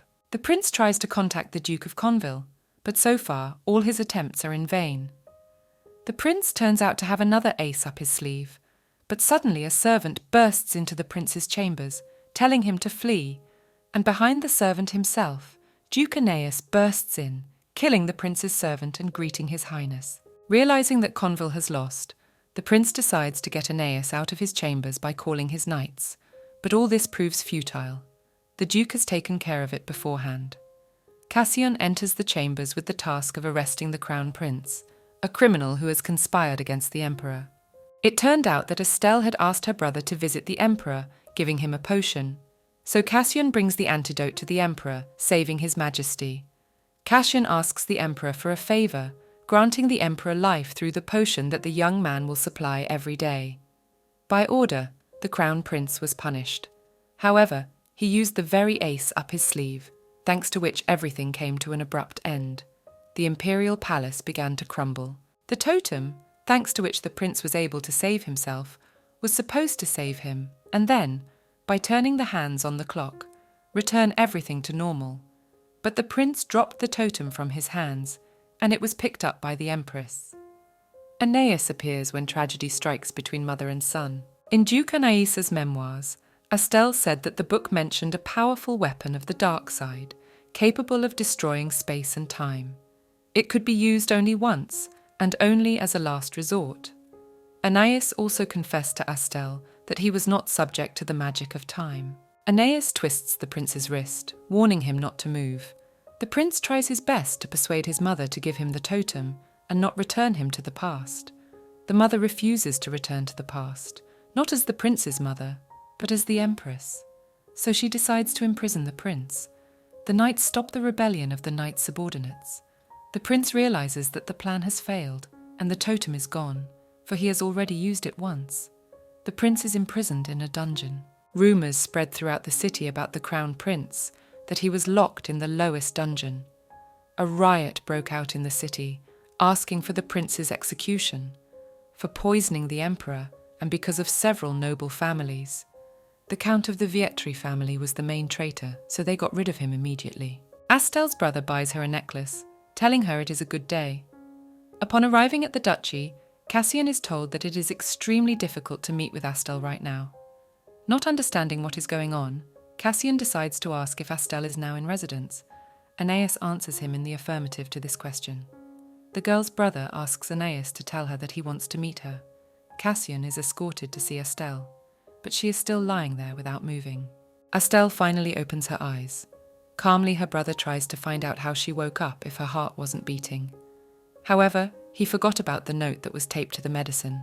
It said that she would take the medicine to pretend to be dead. Duke also knew about her needing to wake up, but brother Astel still couldn't understand why Aeneas was crying then. Aeneas said he couldn't bear the sadness. Astel, along with Aeneas, tells her brother why she decided to die in the first place. After learning all about it, her brother calls the girl a smart girl and praises her for her good plan. Astel notices that Cassian has golden hair, which only means that the stealth magic is gone, which means Aeneas knows about them being brother and sister. Cassian told the Duke about their kinship, as he thought the girl was dead. Astel apologized for not telling earlier, however the Duke was not upset in the least. Astel tried to explain herself, but it was quite difficult, because then you have to start with the fact that she and her brother are from the Vietri family. The Duke decides not to pester and interrogate the girl until she herself wants to tell everything. The girl's brother does not trust the Duke, to which the latter replies that he can prove his sincerity at any time. Cassian, frustrated by his sister's condition, lashes out at Duke Aeneas, not understanding why he didn't do anything, didn't stop them from killing Astel. Cassian tells the Duke that Astel is actually his sister, which is why the young man feels so strongly for her, which is why he treats the Duke so badly.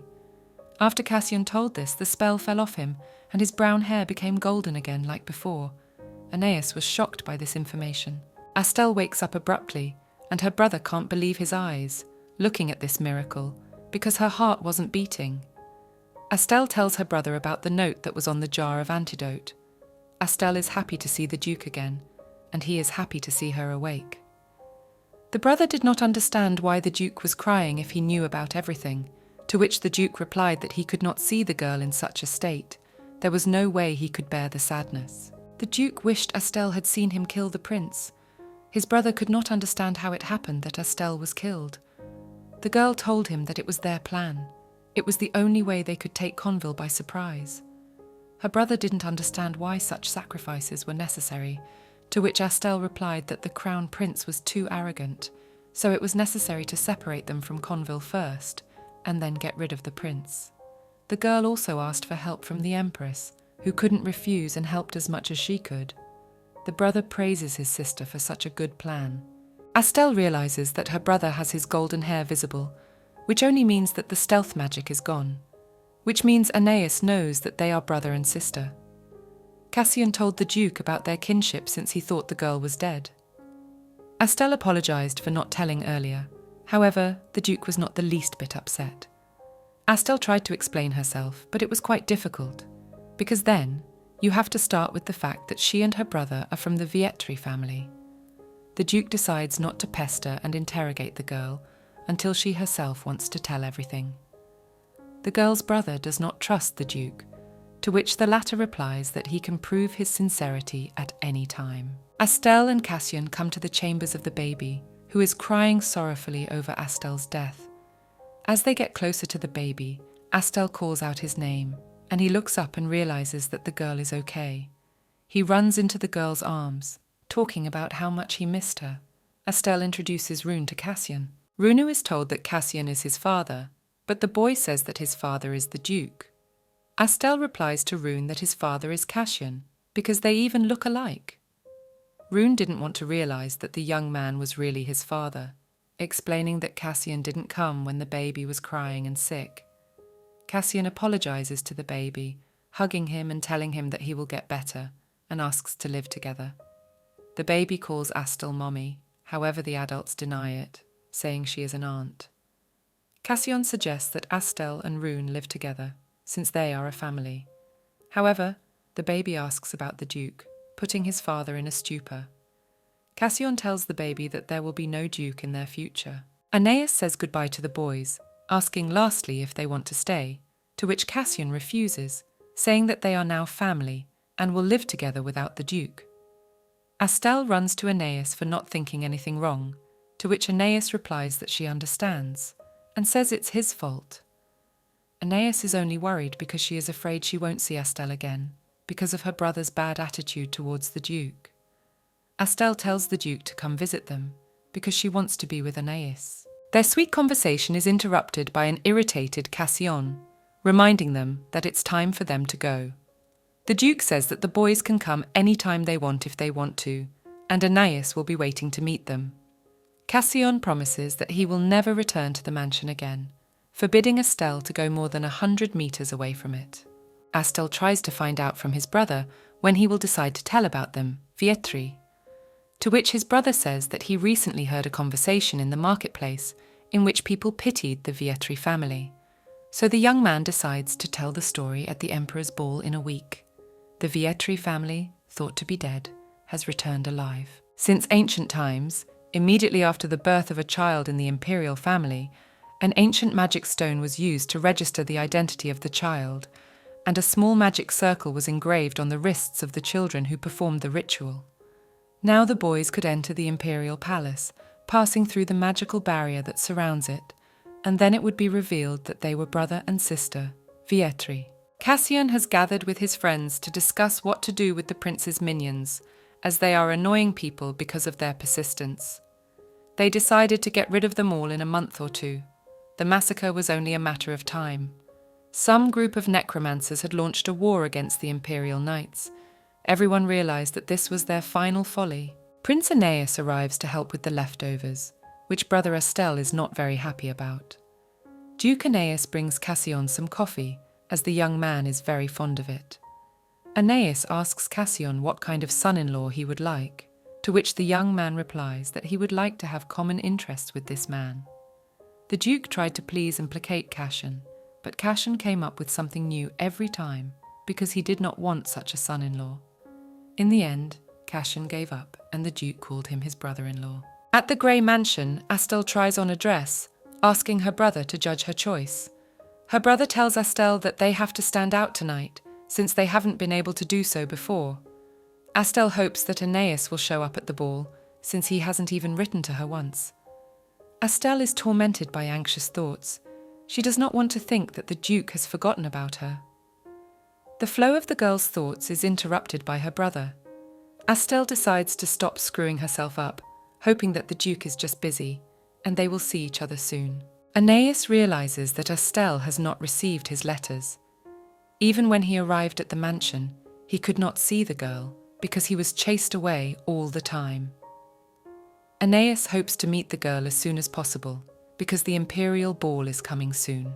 The day of the imperial ball, Astel fashions herself, preparing to go out into the world.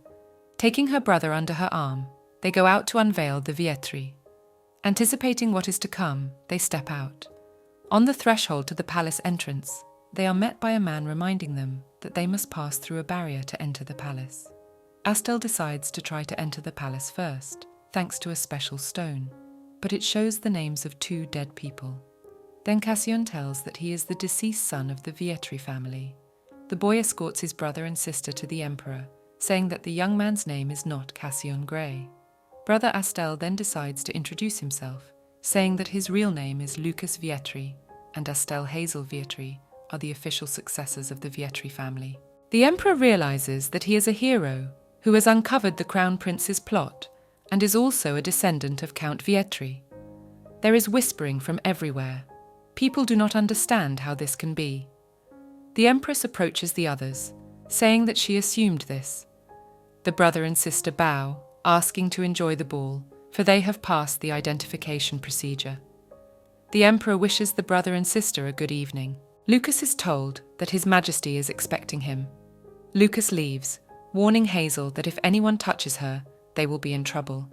Hazel decides to find Knox, while her brother is busy doing his own thing, because he was supposed to come to the ball. Hazel hopes to find him and tell the Duke everything. Hazel meets 2 ladies who openly say that they envy the girl, because she has such a wonderful brother. The girls try to ask Hazel if her brother has a sweetheart. Hazel says that her brother has no one, but the girls quickly disappear, saying that they will meet again later. Hazel spotted Knox at the bar, and her heart fluttered. She went up to him and told him that she missed him so much, and asked him why he hadn't come to the gate as promised. Knox replied that he'd missed her too, but couldn't come due to an urgent emergency. Lucas appeared at that moment, looking at them confused, and asked what they were doing here, obviously not understanding how the two could know each other.